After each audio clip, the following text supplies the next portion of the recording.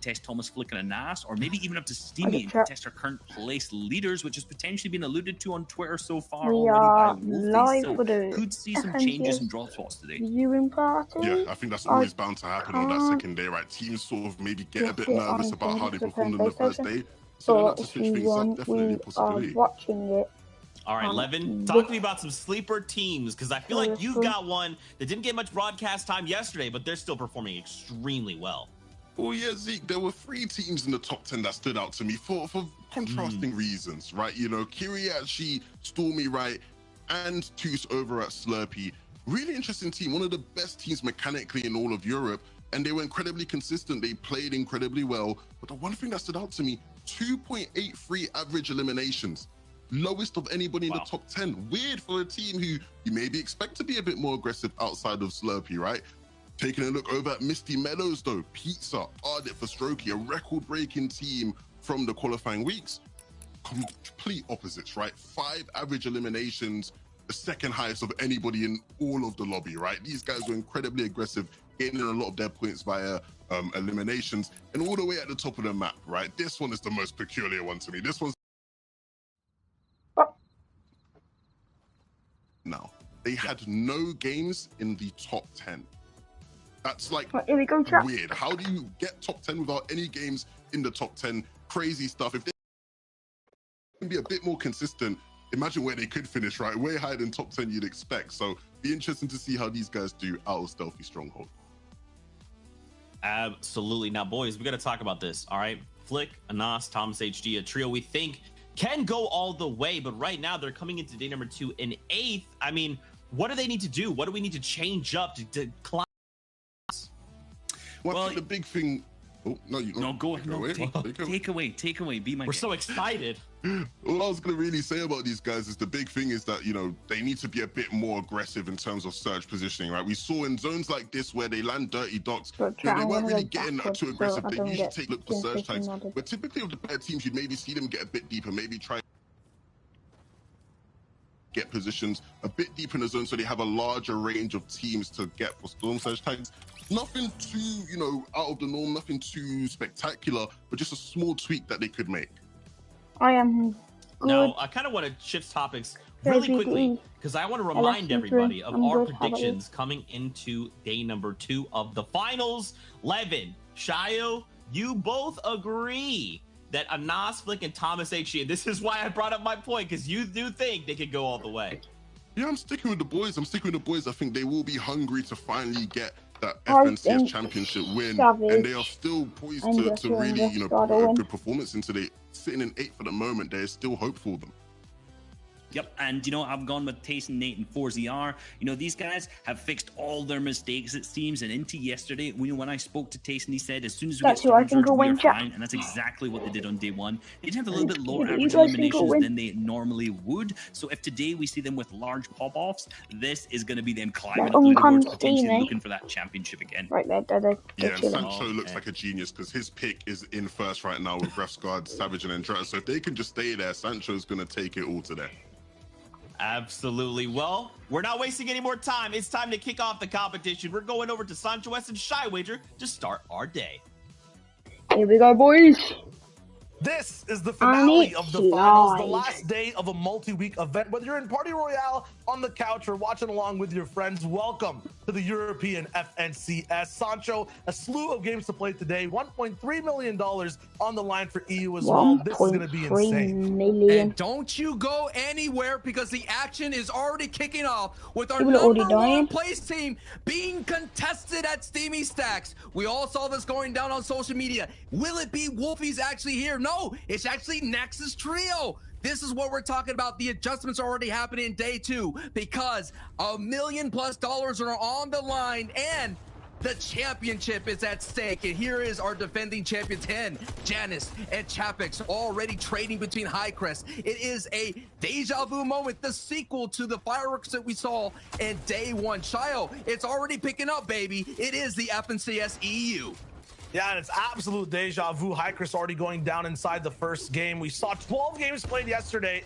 In all, or 6 games played yesterday. There's 12 games to play. In all 6, these guys fought over and over again. Highcrest either going time. It will be Highcrest night and Vortex will have to try to pick up the slack here, but with a top-tier trio who's won this POI over and over, just breathing down your neck, it seems absolutely impossible. I wonder if Vortex will start. Here we go. These are very important moments. Looks like Andretta actually gets knocked, so we'll keep an eye on the feed on that here. That is our #1 team, already a knock against them. Let's go ahead and focus back in here. Chapix, Hen, on the like basically so close getting a repeat championship. We'll flip back and forth between those POIs. Now the fight's actually breaking down at Steamy Stacks. Savage, Refsguard seem to have wiped Screwy and Nexus off the face of the Fortnite Island, just with a little bit of a consequence of Andretta getting knocked. It feels like Sancho just got a free buff points off spawn. There wasn't really any much contestation whatsoever. I think Savage might actually still be looking for the rest of the squad for the moment. They might be slightly split, looking at how things are going so far, but with this loadout, there should be no problems at all for Savage to wrap things up. This is what they were worried about going into day 2. They thought they will be contested. Usually Steamy Stacks in the EU region is historically heavily contested. Last season, Andretta Refsguard with Scrab dealt with 2-3 trios at times contested in there. So there's no stranger to that. They expected it. They bought review it and they were ready. And now Janice, Hen, and Chapix were ready for High Chris. Once again, Vortex is going to be left alone right now, and they're going to actually go ahead and catch him out in the bush. So far, it is play. The bush tray, when you all got it in the back pocket, that's all you can do. And right now, you're looking at a 6-1 advantage right now going Hen's way. And anytime any team walks down to Craigie, they do really well. And when Hen's team walks down to Craigie, they get double-digit victory royales. That is the potential of the pop-off that they have here. But Shio, pop-off potential for Thomas A. Flicking on us. Day 2 is usually their day.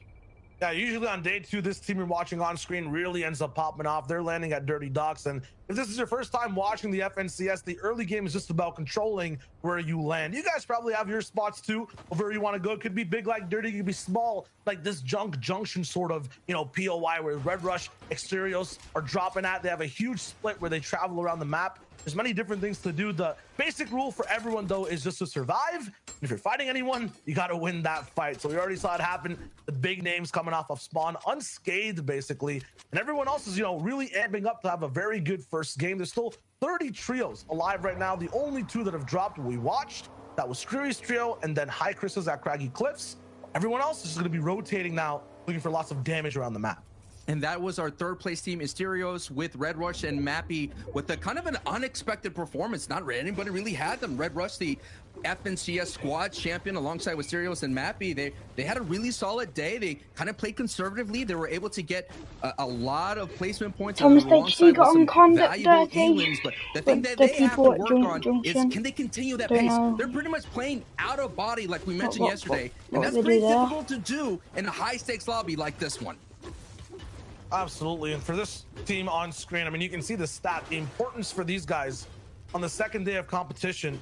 It's more monumental than any other team we're going to be watching today. For Flick Anas and Thomas HD, their day 1s usually are kind of scraping by. They'll be in the top 10. It won't be something crazy we're watching, but on day 2, they really start popping off. Sometimes you see multiple victory royales. We see lots of high placement games. The issue is, I'm not sure looking at this lobby if it's going to be as easy as before. Just look at the map, how spread out it is for every single team, where the zone is going to be looking at as well.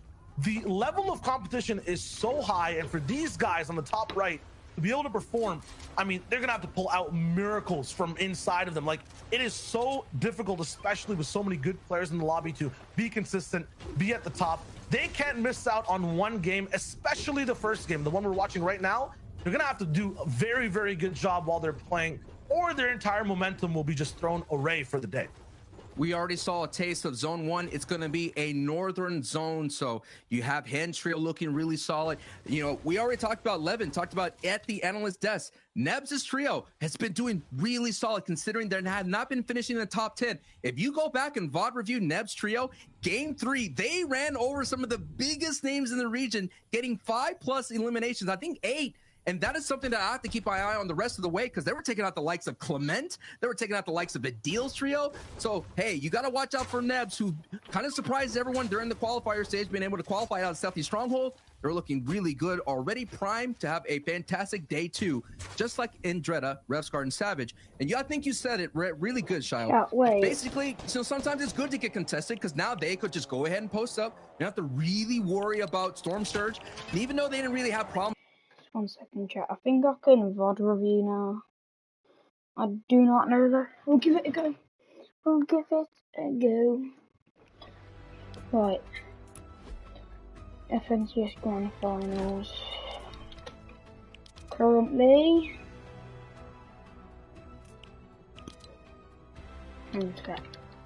Chat me.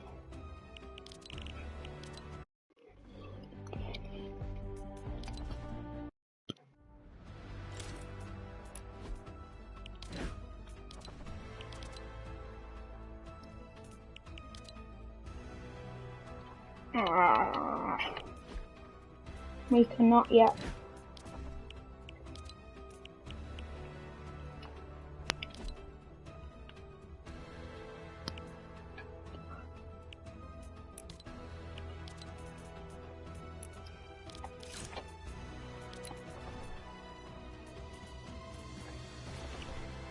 Chat. How do you guys think?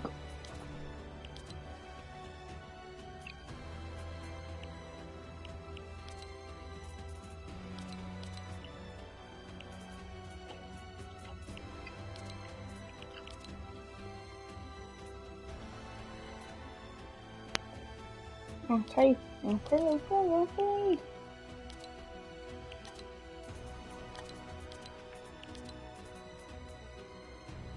Currently, chat, top 100. Almost on the top 32. We have one last Podesai, Solary Emsa, 32nd. I think this is the actual Wolfies. I don't think it is though. Slender and Void, 31st. Etsy, Marvin and Bad Snick are 30th. Drumside, Fury and Dementos, 29th. We have 28th place with 48 points. 46, Yorsup, Dark and Blade. We got Alpha, Nykoff and Blastar with 37. We have Merge and Lunatic and Slicks with 51. Then we have Flopsy, Clement and Decker Potts, I think that's his name. We have Shakeoff and DXK, Grave, and then we have Savage, and we have Savage, Ralpha and Crizzy, 19 with 83 points. Then we have Alcatraz, Hot Tea, I think that's his name, and Tripper. And then we have the big Noah Riley. I think this is Rezon. I think it is, with Hyundai in 16th place. We have iDrop, Kinexel, I think, and Wacky7 in 13th. And then when we come to the top 10, it's the top 10. We have Thomas HD, Flick and Anes dropping at Dirty Docs. Look at our match history. You got a 1 Olymp 10th, 3 Olymp 6, 1 Olymp 9, 8 Olymps 12, which will be a big game.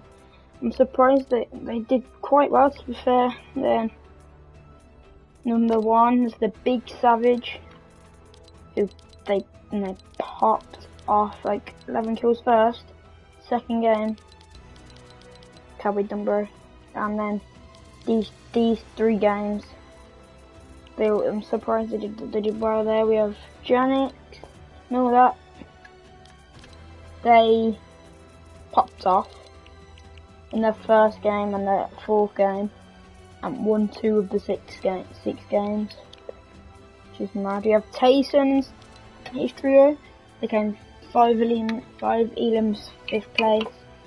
They didn't win a game. They got decent kills in their 5th game and came 2nd. Their average placement is 4.8. Their average points is 2.58 per game, which is mad. Which is good. Okay, alright. Let's go back into FNC's viewing party. Let's go. Use code. Who should we use? Let's just use Bugger. Cause what? Oh. Cause just I was gonna put Bugger in for some reason. I don't know. He's going down, and that's one trio taken out.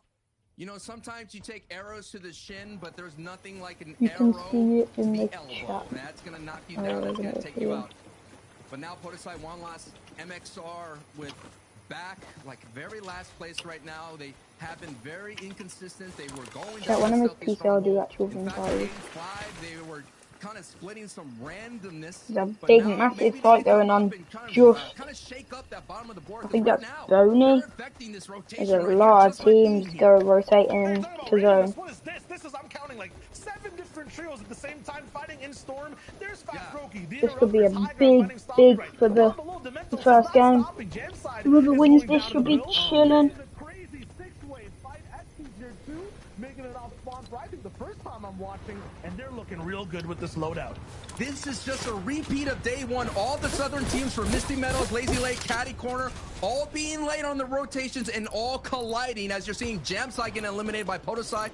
This is what's happening the entire tournament. It looks like it's going to be a repeat in day 2. Any of these trios want to get better for the day in placement. They just have to avoid this kind of white line engagement that's happening right here, Shayo. This traffic jam hasn't stopped, and this is game 7 out of the 12.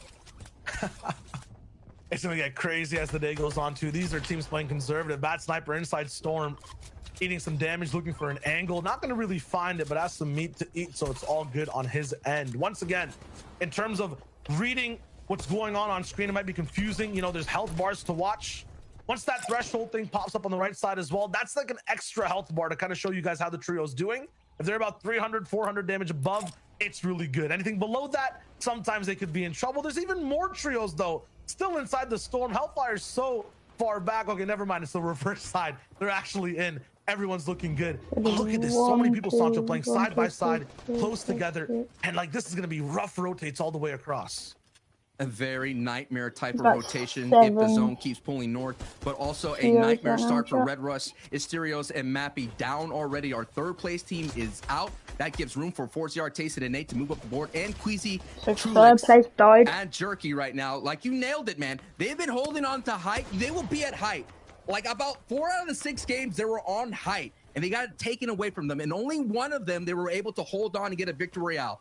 So expect this team to continuously to fight for height, to expend all their mats, to hold on to height, do whatever that they can, because they're all in for that strategy. And when you go all in, you saw it already. They get down into shambles. But I'm expecting them to at least get 1 or 2 victory royales here today.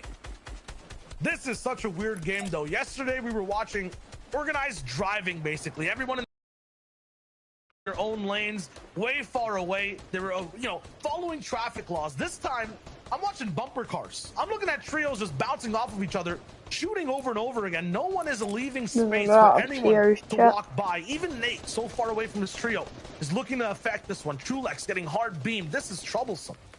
This is just what it means, that how much eliminations are. 2 points apiece, Shio. Expect people to go for more elims because they have to make up some ground to catch up to the top of the leaderboard. Everyone's also just bunched up at the south side right now. There's a river all the way in between. Some elevation will be tricky to actually navigate. There is one big hill, and there are some kings on it. A god trio maybe who's watching, kind of an opposite lifeguard on this river. They're actually looking to take out people who might be drowning, and everyone's gonna have to start to swim in just a second. Jerky's already down, so Trulix and Queasy are already looking bad. Look at who they have to go by. Snazy, Andalex, Tooth Kiriachi, Shaco's up top. It's like playing a game on the hardest veteran difficulty, and you have no ammunition. Your movement speed is slower as well. I don't know how they're gonna get out of this one. This is going to be a ruthless rotation. all eyes to see who could be able to look at all the hard mats already expended here, because they have been box fighting, they have been trading blows here. The entire south side of the map here, Zone 4, let's take a look at it. Yes, so many trios are on the south side here. The north side is still a little bit going to be troublesome, but not so much, and there's already a team right there in the orange in the middle of that map. They're going to have strong positioning. That is the high point of this section, but the river is available for rotations. On the top right of your screen, that is X-Squeeze's trio, who've had a rough start to their tournament run.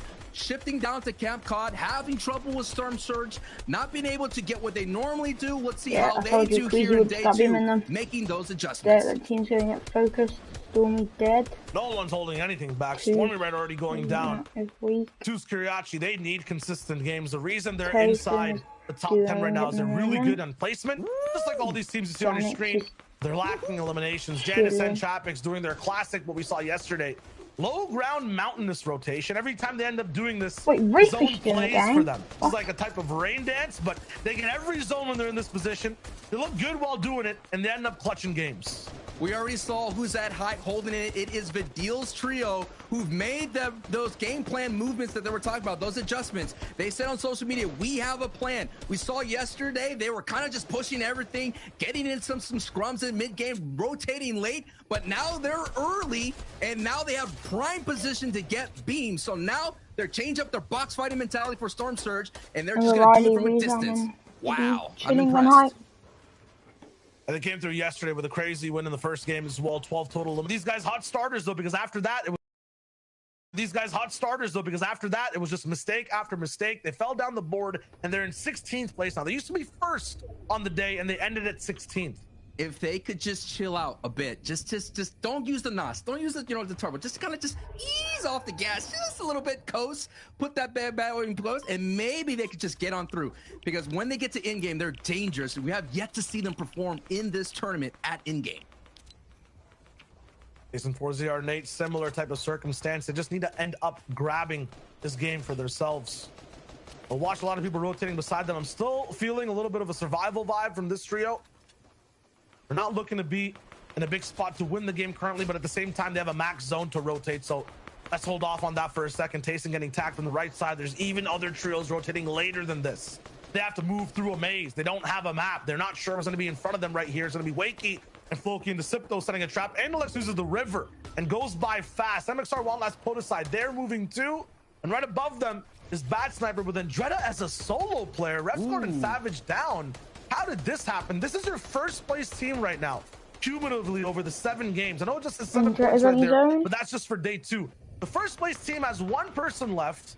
If Andretta goes down, their team stops getting placement, they might drop out of first. All eyes are on Andretta for this end game, and there's so many people looking to take him out to try to grab the lead.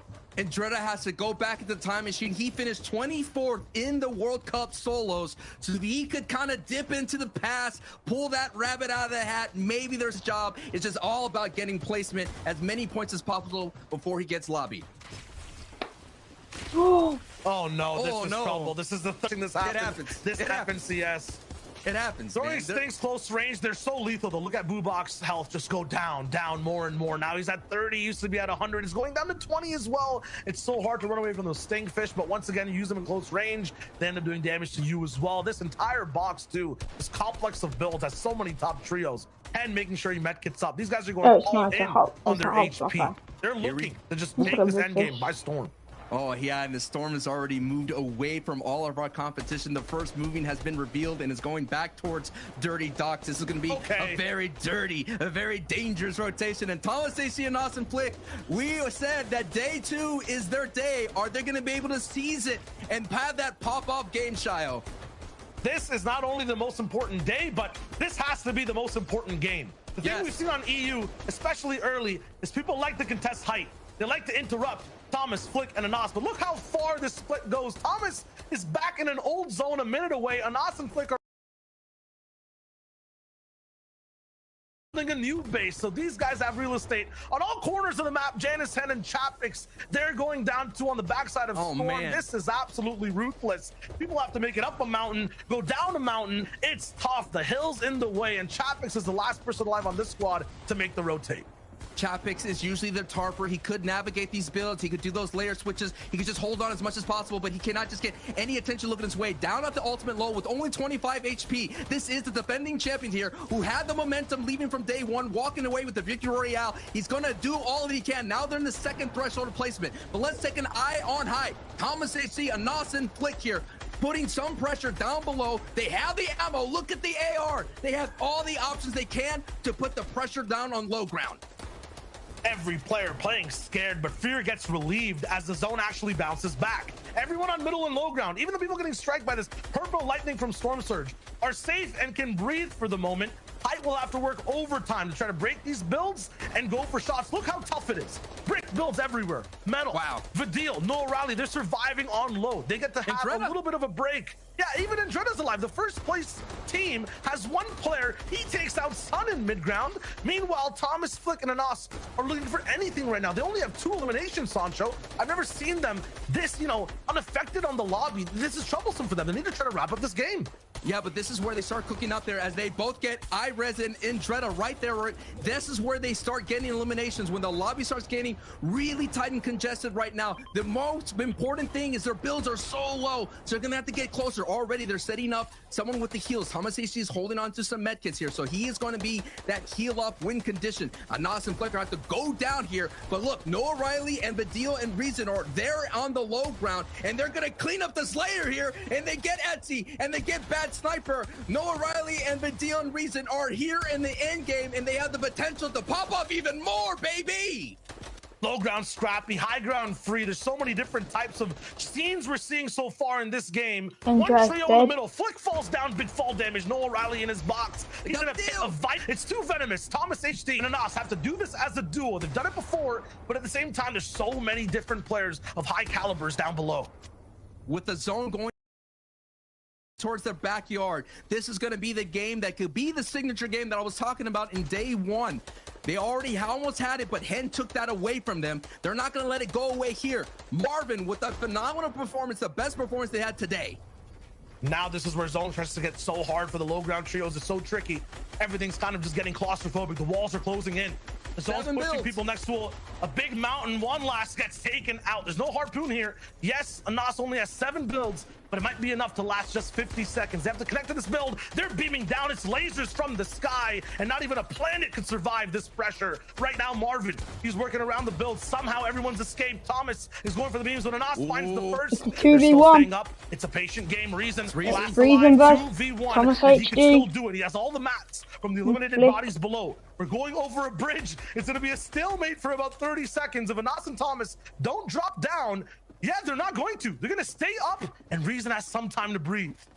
What does Reason have in his inventory if he has enough builds just to hold out here? Reason, they had the day one Victory Royale, game one, popped off huge. If Reason could clutch it, no! Anas says not so fast! Big elbow jump, but Reason claps back! Reason still can't he get the siphon? He does! If he could find Thomas HT, Reason could have the clutch! Oh my god! Reason won! What? Are you kidding me?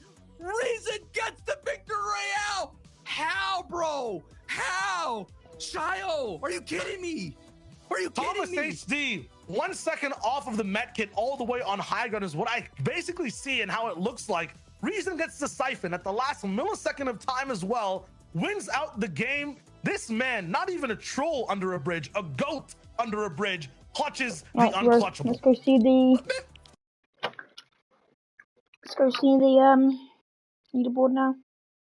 Gassed up shorty, said I need about 40, but it's party.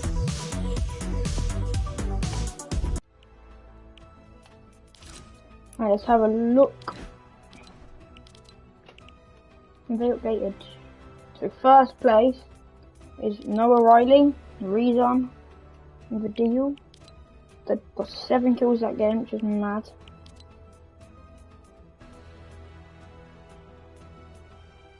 Savage, they messed up first game, they're now 12th, and they were 10th at the start. But currently, they're second overall, so they're still chilling. Then it's Thomas HD, who came second. They got 2v1'd by Reason, and Reason won. They got 9 kills that game, which is good. So currently, Janix, Hen, and Ube are first. So currently they are winning 300. They're winning that much. Second, so it's Savage are winning that. And who's third? Wait. Third altogether, Thomas HD is winning that. Which is mad. Wait, what's the tournament details? Okay, so each elimination is 2 points. Top 24 is 5 points, and then it goes 3, and then top 10 you get 2 points. This row is 4 points, which is mad. Okay, right. What am I doing?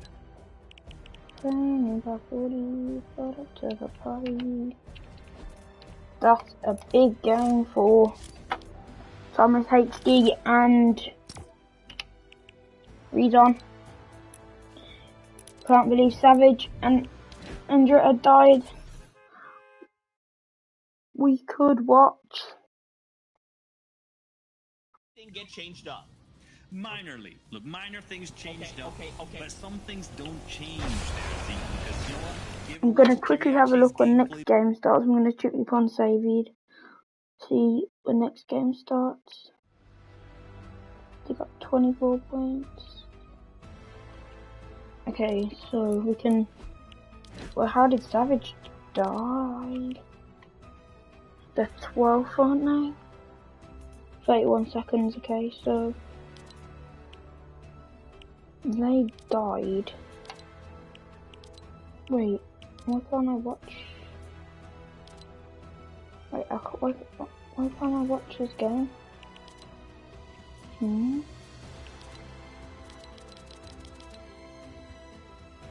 No, I should normally be able to watch that. Okay. GG.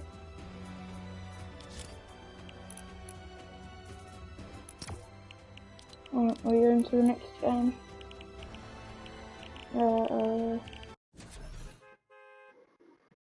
Okay, the match is starting now, so we just got in on time. You know what's funny, Reese, when I look at this, this is literally almost my top 5 prediction list, except for Hen, Janice, and Chapix. Like, all the teams we predicted to do well are performing right now. Absolutely, and this has just gone even closer. Apart from, let's be real, Hen, Janice, Chapix pulling away a little bit with their eliminations off spawn that they got. That's obviously no. You know, Chapix clutched all the way up till 9th by himself there, so 2 moving. The ones he managed to make it through, which was really, really big for the team. That's why they've started to kind of do a similar thing, clutching up all the way to 12. So great performance from these guys, but again, Kiriachi's team, you know, some of these other teams down that we kind of just mentioned, they're still middling, right? In that 7th till 8th and 9th. We did see Bubak up in the end game again, so that's then moved them up 2 slots as well. And then from that big victory royale, now Reason, Vidil, Noah Riley up. So 5 more games to go. Hopefully they're going to be able to keep that steam going. Oh man, momentum, baby. We have it. We have more games here waiting for us. A lot of these trios are looking to shut down this top 3 because remember, it's top 3 that will auto-qual going into Chapter 2 Season 7. But you know what time it is, Fortnite fam. We're getting right back aboard the battle bus. Make way, because Sancho West and Shywage are coming through. They're your casters for the game once again. Let's kick it back their way. Game number 2 of day number 2, and I'm not even still over that first one, Sancho. If that's how things are going to go today, I am not ready.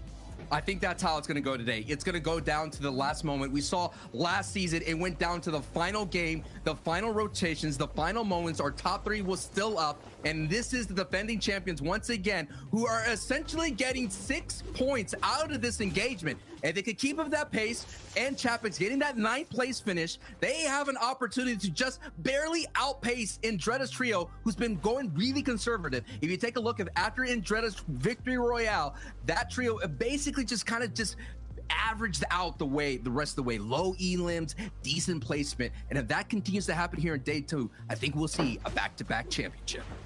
I'm liking how you mentioned the fact that they're getting, you know, these elims off spawn for free, basically. They're the only team to have multiple double digits. So, you know, a big factor of that is these 3 elims off spawn that they're getting the chance to get every game and have, as you said, what, 6-1 so far right now? Like, they're looking real good off spawn. At the moment, it's a little bit more, you know, conservative approaching this fight. We see Knight, Vortex, and Hycris. I think they got the bunker chest. They have a lot of power off this POI, but Tapix Hunt and Janus have a wide split. They had so many, a lot of access to so many chests. Hycris on the backside now. He's trying to look to go and engage on this trio, but at the same time, they have so many shields to pop and extras to hold on to too. They will win this war, but it's about that first battle as well. If they go down early, if one person gets picked, I think that's the only way Hycris really has a chance here. Correct, and that has happened, and we've seen clutches between Janus and Chapix able to pick up the pace after Hens getting knocked. I'm calling it already though. Just looking at the state of Vortex's shields, it's too late. If Elims needed to happen, it needed to happen now. Is Chapix actually going for this? I mean, he's feeling himself. The bow and arrow close range, but not going to be able to hit that type of shot. Hycris and Vortex are just desperate right now over these builds. They're looking for anything. They need one big shot, but even then, look at the minis in Chapix's inventory. He has so many to delay this fight. Mats are the only thing. They have 5. They've made so much investment into making this big bridge, underground base, and goes back into another house. Chapix follows. Vortex has no idea where he is. They're refarming again. The big thing that Hycris' trio is holding on to is they did have a top 10 finish with about 7 or 8 elims. So they understand that if they're able to walk away, they'll be able to have a big game themselves. And look at the trick that Janus, Hen, and Chapix have done at this POI. They basically forced Vortex, Knight, and Hycris to go over to this left side. They used to have so much control. Janus staying back a little bit now has a chance for a big flank to actually corner these guys. They had complete control of the POI. Janus is going up, fighting 2 people by himself. It's Knight and Vortex. Chapix has to peek from down below. 5 builds left on Janus as well. He's going to try to run away, farm what he can as he moves inside a building. Yes, that's where you have the most protection. He's going to play sneaky like while he attracts all the attention. This makes room for Chapix and Hen on the other side to go all the way up.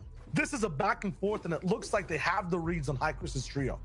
It really doesn't matter what weapons are in the inventory here in this engagement. We've seen a gray makeshift shotgun get the job done. So you see that green makeshift normally in anyone else's hands, you'd be like, where?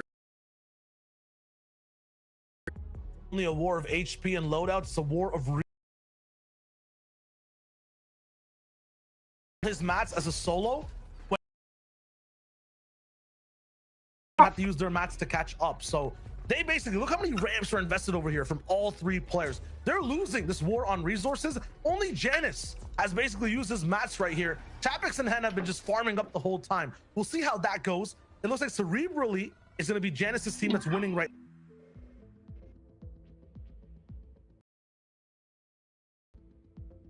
Savage, Ref's Guard, they had their early game fight. Slender got taken out immediately from what I saw. Those guys to keep moving on. No, right now, it just looks like Knight is confused. I'm not sure if he knows exactly where these guys are. Janus was out of builds. Now he's almost up to back to 200-300. It's about these resources. Just keep watching them. They have so many to farm down here. And Knight up top, he can't drop down to farm. As soon as they drop the farm, Janus will hear that. They'll go back up. Their position is so strong right now. This is a great defensive stance. In the previous engagements, when I looked at the VOD, they have the potential to flank. Hen really went all the way towards Pristine Point, almost, it felt like. He went that way, looped back around, and got some big beams in the back. So this is not an engagement that's going to be over just yet. You already mentioned Retail Row already having issues. We saw as well Weeping Woods, Save It going down in the feed. That's been a battle that's been going back and forth the entire time, with Save It having the upper advantage, but momentum is going to be the big factor going forward. Yeah, and why is this happening? Why is it different from before? You know, the last game we saw Janus and Chapix go for an immediate fight, and it was scrappy. It's because of the psychology around it. Look at the zone on the left. They have zone at Craggy. They can really draw this out, and they've baited Hycris all day into this fight. They know they're not going anywhere. They know they've basically are living in their heads rent-free, Janus at least, and they're going to go for this fight no matter what to try to win it. They're down 6-1 as well. Because of this, this is free surge tags for Janus.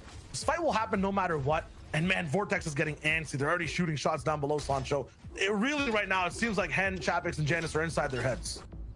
The only time I've seen a disengagement here in the tournament is Hen's trio went to Flopper Island to disengage, to regain a little bit of resources, to regain a little bit HP, and then they came back and wiped out Knight. The thing that's going to be different here is that Tripper's trio that usually rotates into that little clip area hasn't been here just yet. Now they're rolling in. They're rolling in right now, and they're going to send beams, and we saw Chapix get beamed from that area here, and that could be just enough for Hycris' trio to find that opening to get rid of Hen's trio. What Sancho's calling for is basically a third party of a different team on this left hill that comes in. And Uguay 74, that's Chapix, by the way, was on high ground. He was in the position of this opposite team, Vortex, the night before. He got beamed hard. I think these guys have learned from that. They're now playing low. There's no chance that third party team can actually shoot them.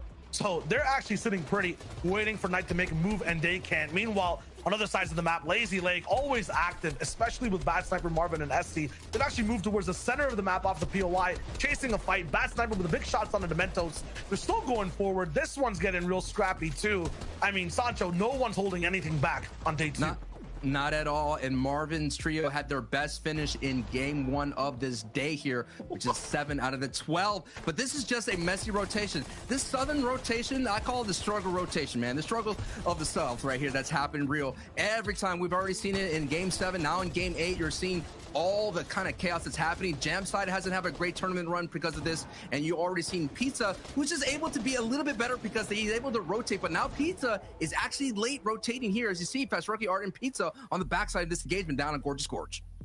I've never seen people voluntarily go down to the gorge, let alone 3 teams to fight. So there's definitely something weird going on for their game strategies. Yes. Yeah. I mean, you know, what ends up happening in the EU is they stopped saying, you know what, I'm done doing long-range Storm Surge tags. I want a box fight. It happened last season. They get up in people's faces. The more confidence is happening, it's like, we could beat these guys. I could hear Levin saying it in my voice. We could beat these guys and we could take it to them. And that's what I think what it is. More importantly, I said it in the previous game, Shayo, it comes down to elimination points being 2 points. You get that value out of that. We've already been seeing the 6 points that's been helping out Hens trio kind of bolt them up a little bit. They took over first place against Revsguard's trio. Wow, this is a stalemate. It's that gorge is looking anything but gorgeous right now with all those teams in there and all the builds. While that happens, Nate and Tayson, they've almost even taken height over Percival. Actually a misstep. Percival goes down, Tayson misses a ramp, and now he has high ground. That was too easy. And now he's on the chase down. Percival shaking in his boots, getting absolutely beast controlled. This is about to drop in the box too. He's missing edits. What's going on here? All the way around, he has an infantry rifle. That's not good close range. Has to over to the pump and then a big shot, but it's only green. He's gonna escape all the way and make sure he finds his way back to his team. Bloom took big shots. Percival actually down. You're trying to go toe-to-toe with Tayson, Nate, and 4ZR. I get it. Bloom, Percival, Tomzy, they're also really good at these fights, but this is you know, outclassed matchup right now. These guys are just working this trio, and it's good to go for these mid-game fights, especially when you're behind, and try to shake things up. It's also just so risky. On the same box right now, on the walls, they're just shooting pumps at it, not even swinging their pickaxes, and they get in basically unscathed. Tayson will be able to met up. Everything will look fine. What a fight. Masterclass of a mid-game fight there from 4ZR, Tayson, and Nate. It looks like Bloomy's luck has run out of that trio. They've been avoiding that engagement down on the West Coast. They were always worried that they'd be taken out. That's what happens with the Sweaty Sands teams. But it looks like Tayson's trio is taking that engagement a little bit further. We've been seeing Bloomy and Tayson's trio all tournament long been competing for Central Zone and colliding. And right now, Tayson coming up top, who is trying to get a 3rd FNCS championship. Now let's focus in here on Noah Riley. Reasons trio won game 1 of day 2 as well as last season. So we're seeing that they're creatures of habits. And now the changes, you're seeing the changes. They're actually boxed up looking for Storm Surge tags in the distance. They're not moving. They're not in the car. They're not hunting. They decided to become more of a, I guess one of those like little spiders that chill in those underground traps, right? They're just waiting for people to walk on by to get some tags. They're trying to switch things up completely. Meanwhile, Shadow is basically seeing the light absolutely erased almost. Stompy right now gonna get beamed out of the air this time. He's looking good with peppers, but not finding a way to really help out his team. There's fire low ground too. Not really landing any shots on anyone through builds either. The big Elam comes in, the siphon finish, and now he's looking for more. Gonna pick up Shadow all the way up top, get that clutch. Revive, very nice. This is also just a very, very messy fight. Very messy. The fire actually knocked their teammate. That's what happens when everything gets set ablaze. Wakey's going to go ahead and bring back Eyedrop into the fight. Inventory that Joe, Stompy, and Shadow have. Joe has so much shield, but at the same time, Stompy's trio has 4 peppers. And you know that's going to be a great win condition for Joe, Stompy, and Shadow. That is part of their game plan. They got a victory out by playing for height when the zone went down towards Holly Hedges Meadows, and they're below Storm Surge, and that's why they're taking this fight. But they open up that door and get greeted by some shots. Dangerous for Joe. This man is a walking llama right now. If he gets taken out, golden tactical shotgun, you're talking about the bigs. He has so many. S3 still after using one. Like, you do not want to go down if you're Joe here. You know this has to kill the deal, right? The feeling like they want to get down into that. They're so anxious. They're so HP thirsty. They want to get down there. Yeah, they want to get into that fight, but they're trying to slow down their ways. They're trying to slow down that temptation to get in there. Stuff on both ends. People are definitely learning from yesterday. Every time a team went third party into a fight, didn't really come out with much and sometimes lost to teammates. So they're letting everyone just isolate and do their own thing. Like us, they're watching along and having a good time. Hope you guys are too. Endon is here now with Jaku as well. Crazy solo performances from Endon all across the season, and now he's looking to get into this fight close and personal as well. Some teams are still on that classic game plan of invade boxes, look for these aggressive tags, and most of them are also lower on the leaderboard. You were talking about it, Sancho. Elims are a dope way to make up, you know, some of the mistakes from yesterday, but at the same time, going for Elims, even in this spot, is so risky. Now we're taking a look at the rest of the board here as a Squeeze is being pressured by Kirachi here, and look, the Stacey, they're nowhere to be found. They've been not having this tournament run that we've all expected them this entire season. Has been just a more like a hide, or was it a Jekyll, you know, situation for them. They're just not the same French trio that we saw last season, the previous season before that. And Two's Kirachi, they have an opportunity to close out that chapter here and lobby that trio. I'm just flabbergasted, sir. Flabbergasted.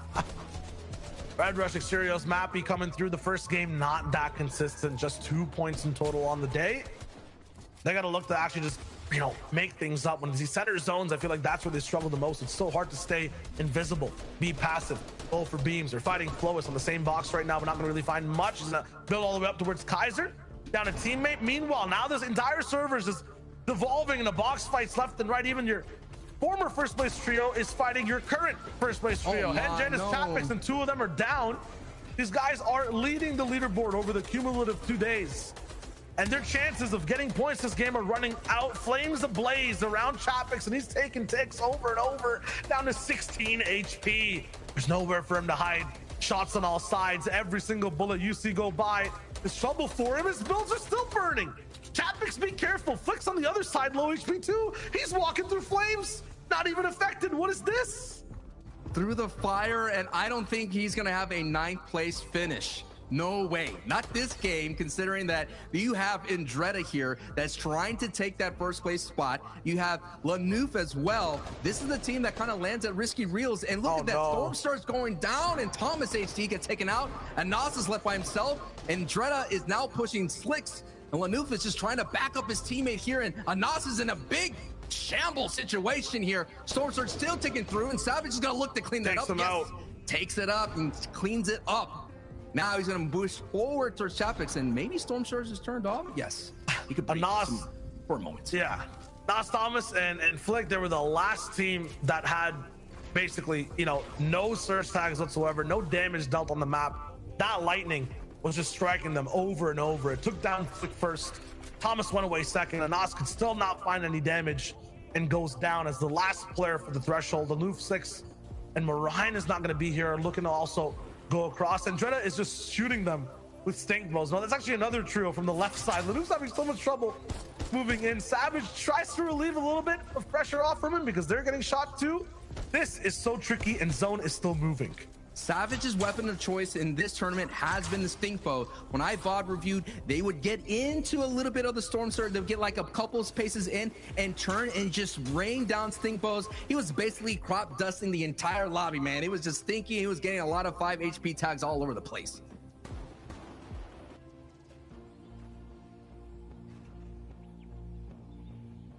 It's quiet now across the map too. Everyone's kind of stopped.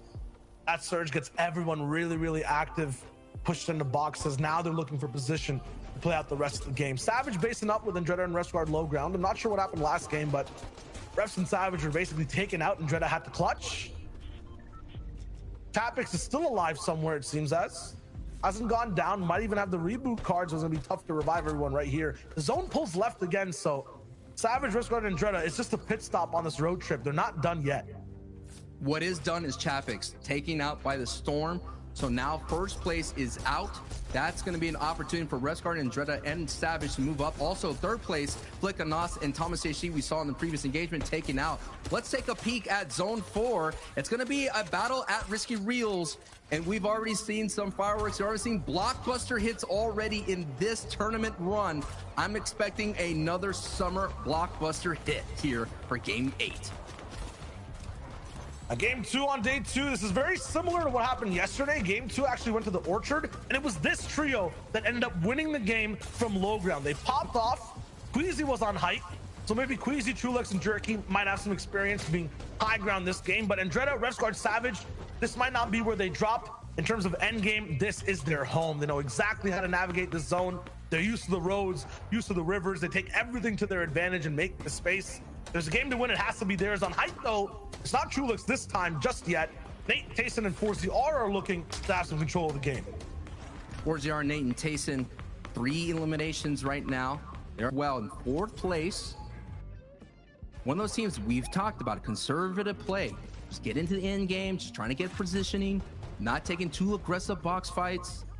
We all know that Tayson and FourZR and Nate, they're on the road to redemption. Tayson decided to switch out his teammates. He wanted a more serious trio mates in this back, someone who's going to grind with them. We're seeing the fruits of their labor right now, getting within striking distance of a championship. Nate, FourZR last season, of course, on the road for redemption, didn't really make it into the grand finals. We know that their finals is all about that. We thought they would be there. They weren't there. So this is going to be an opportunity, a chance to kind of turn their fate and let everybody know that they still got it. Definitely the most improved trio of the entire season. They're still looking for shots. They're not exactly in zone all the way just yet, at least not that half of the base. Gonna be praying and hoping that it pulls their way, but we'll have chance. There's trouble inside a little bit of those lower tier box. We're going down left and right. Exterio's taking out Alpha, having trouble, and then taken out by Noah Riley as well. These guys are popping, but there's so many angles they have to cover. I'm surprised. Snacey brought back his teammates. Snacey, you out by yourself? Like, weren't they just being pressured by Kirachi? Yeah, it was a solo. I guess they picked everyone back. Yeah, okay. Run. Okay, they're not. Big reboot came too, but no, must be exact. No matter, they were coming from the south side. They must be exactly where Noah Riley is too. Look at the zone. This is a huge rotation, and builds are burning at the same time. You cannot cross that ground. Noah Riley will have to go around. And Alexis says, yeah, I guess the reboot came through in the Spire or Boney Burst. Yeah. They'll actually end up playing out the full game. That's clutch from X-Squeeze. Meanwhile, near the river, this is where patience is tested. Safik and Siberia haven't moved just yet, and they have the longest and toughest rotation with a team beside them. They've been coming from Coral Castle, and for them to actually finish day 1 in around 15th place is already a feat in itself. They solved the puzzle of Coral Castle. For the longest time in the FNCS, no trio has really found success. They found some success. Just to paint a picture, last season, Kenzel, alongside with Waking Deceptos, finished in 30th place coming out of here. If Safik and Siberia could finish as a duo, that would be a great run, but look already what's happening. Noah, Riley, and Reason and the Deal have become a hype team. They stopped buzzsawing the lobby, and now they're flying high in the sky. You're telling me Noah Riley, Vidil, and Reason, I would never heard over 8 hours after sleeping, learned patience? That's insane. That's a they really want to win. They want to come back. Remember, Sancho, first and then down to 16th after 6 games. They're trying to climb their way back up. They're 10th place right now on the cumulative leaderboard. They're looking to rise higher and higher. Here is who is in their way: Trulux, Squeezy, and Jerky. They're uncomfortable right now. They're itchy. They're not used to being second height. They like being the highest in the lobby, and it looks like they have a little bit of advantage on zone. Just like yesterday in game 2, this team took control of height. They tried to pop off. They could not clinch the game. They'll try to do it once again, but they have an entire Titan to take down. It's not free for them. They have to get through Noah Riley, Vidil, and Reason. How is Reason's trio going to be able to handle this? Trulux does have a pepper here. Are they going to go ahead there, look for the chop? We've seen Trulux's trio get chopped before in a phenomenal way.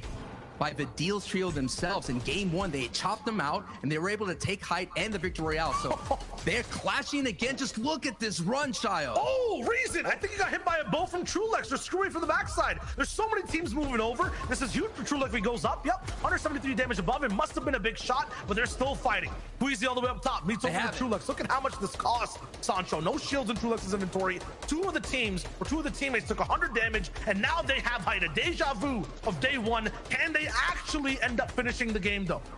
They need the resources to hold on. Day 1, they couldn't hold on to height at all. They kept losing it here around zone 7. So they have to keep an eye on the backside. Let's see who's second from height.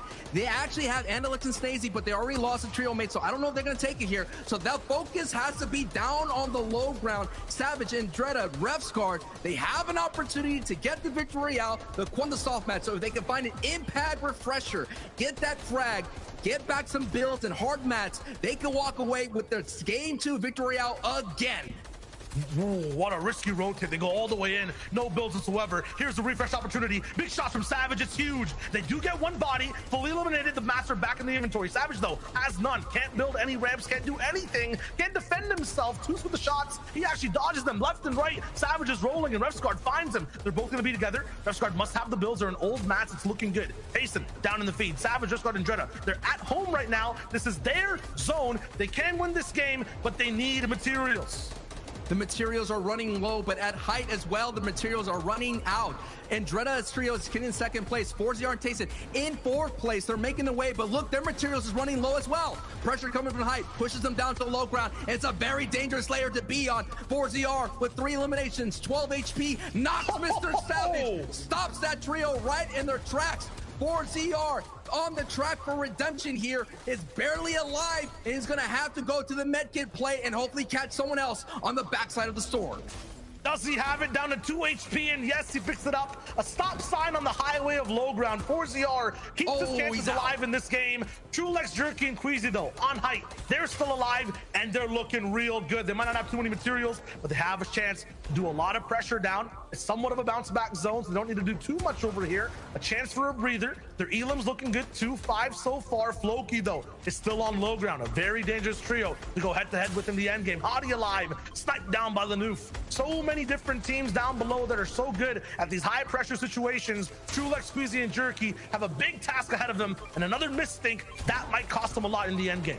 This is where it gets sketchy for them as they make their way down. Neb's going down. Floki, you already said it, a very nightmarish trio to deal with here. Trulex has 2 floppers, 2 med kits. He's going to be the man that's going to be sitting on the high ground and sending him much pressure. Clement Deceptos are still there. Waze is already going in for the med kit. He's coming in for the backside storm. Waze against Kiriachi, gets knocked, and that's what happens when you do the flopper pay. You get the angles to send the beams on through. Floki, Deceptos, and Clement, they don't see Waze. Clement gets tagged in from the backside. Clement has to play some defense. Clement hold on, and Clement responds with the elimination.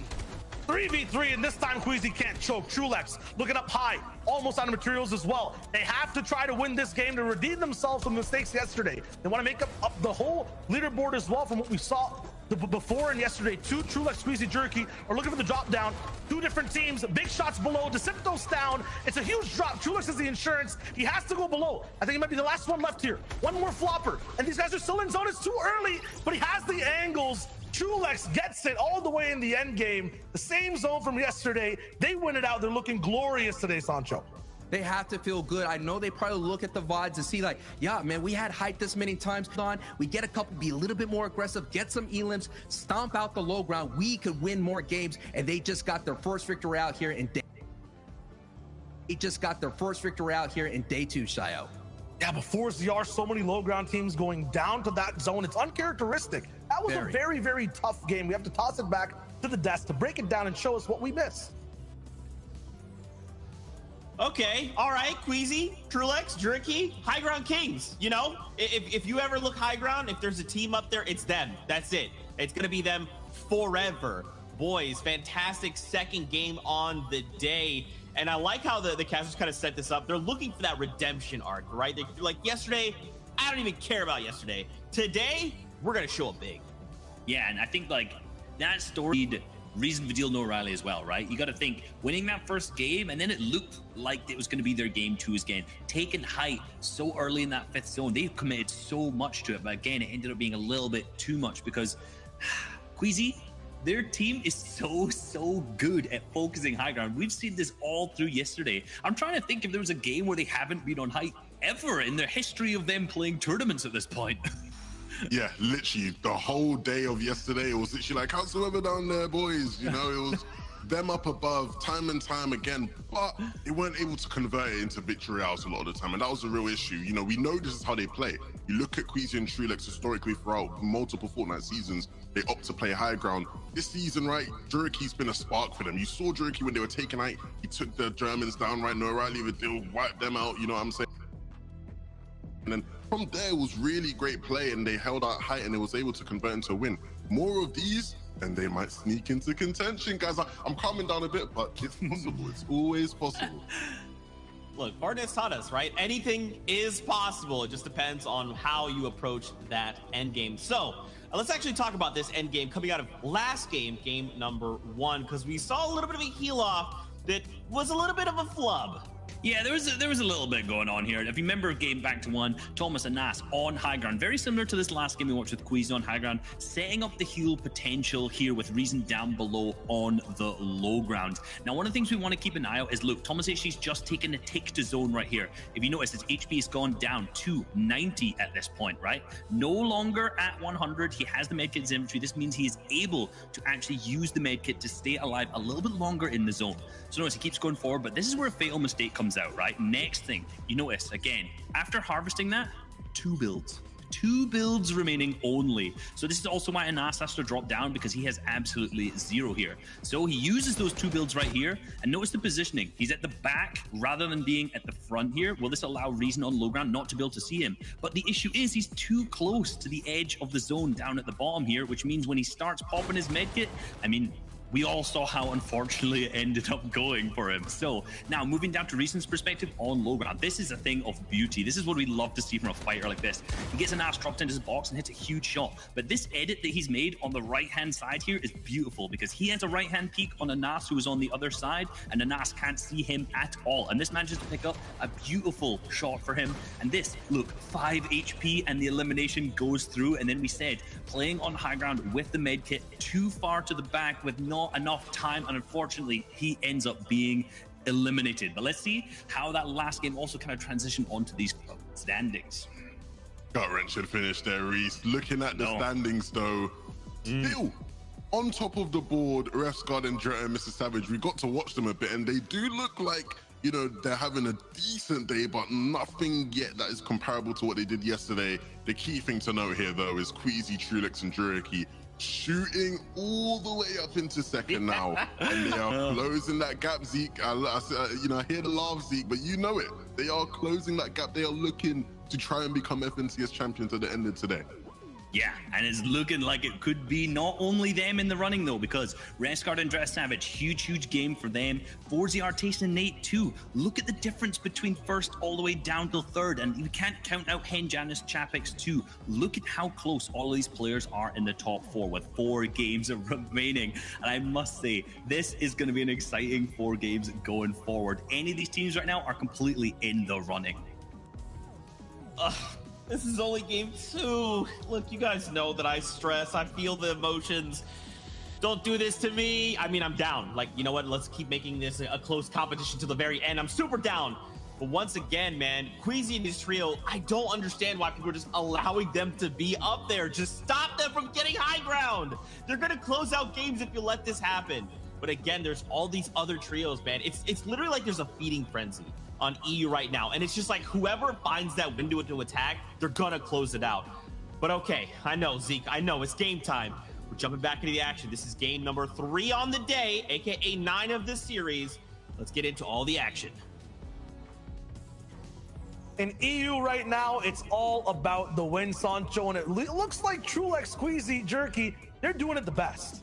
You gotta think about it. Aussie Antics on the NAE's broadcast, it says, you know, high ground gets games, low ground wins tournaments, but so far, Queasy, Trulex, and Jerky are flipping that table, putting it on the other side, and they're looking really solid here in day 2. As I mentioned, day one, they had Hyde all the time, and they almost were able to walk away with multiple victory royales. And they most likely decide, you know, we just got to cheer up the defense. We have to make sure the backside is being protected, because that's all the time they have been happening, is they would lose it on the high ground retake coming from a flank with just normal builds. And that's what's so fantastic about this meta, is that you're able to kind of hold on to height. There's no bouncers, there's no shockwaves, there's no caddy launcher to kind of come up in there to take it away from you. So we're seeing what they can do. Now, the question going forward, as we're going to get into the later stages of the game, as you do see Weeping Woods already, the save it battle versus Blaster is still continuing there, is who is going to change up their kind of strategy. And when they change the strategy, and this is where it gets kind of tricky here, Revscar getting knocked in midair, this is where it gets dangerous, because as I mentioned, what ends up happening as the tournament goes on, people change up their strategies and they try to stop you from winning. We saw it in season 4 when Mongrels Trio was being all of a sudden got pushed out of Stark Industries. We saw it in season 5, right? All the teams landing on SETI to slow him down in day 1. So the question will be, who is going to slow down Revscar? And it looks like Elocrass and Hottie and Tripper are here to stop and slow down Indreda's trio.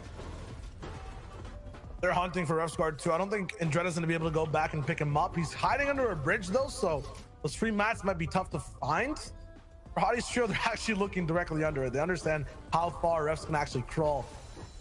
Meanwhile, another trio goes down on the other side of the map. I'd have to imagine that's either Retail Row or Craggy Cliffs. There's so many big fights going down in Retail between 2 ex-teammates as well. It's so, I would say, sad to watch, because you want to make sure everyone here is having a good day overall. I believe that's Wolfie's fighting it out, or Slender actually fighting it out with Kiko on that side. But as we look at Craggy, it might be a 2-man operation for this trio, although they're working really well to get to end game. There's always this clutch. We saw Savage try to do it in one of the games yesterday. We had Indreda in that last game survive as this trio went down and get all the placement towards the very end and at least one more moving zone.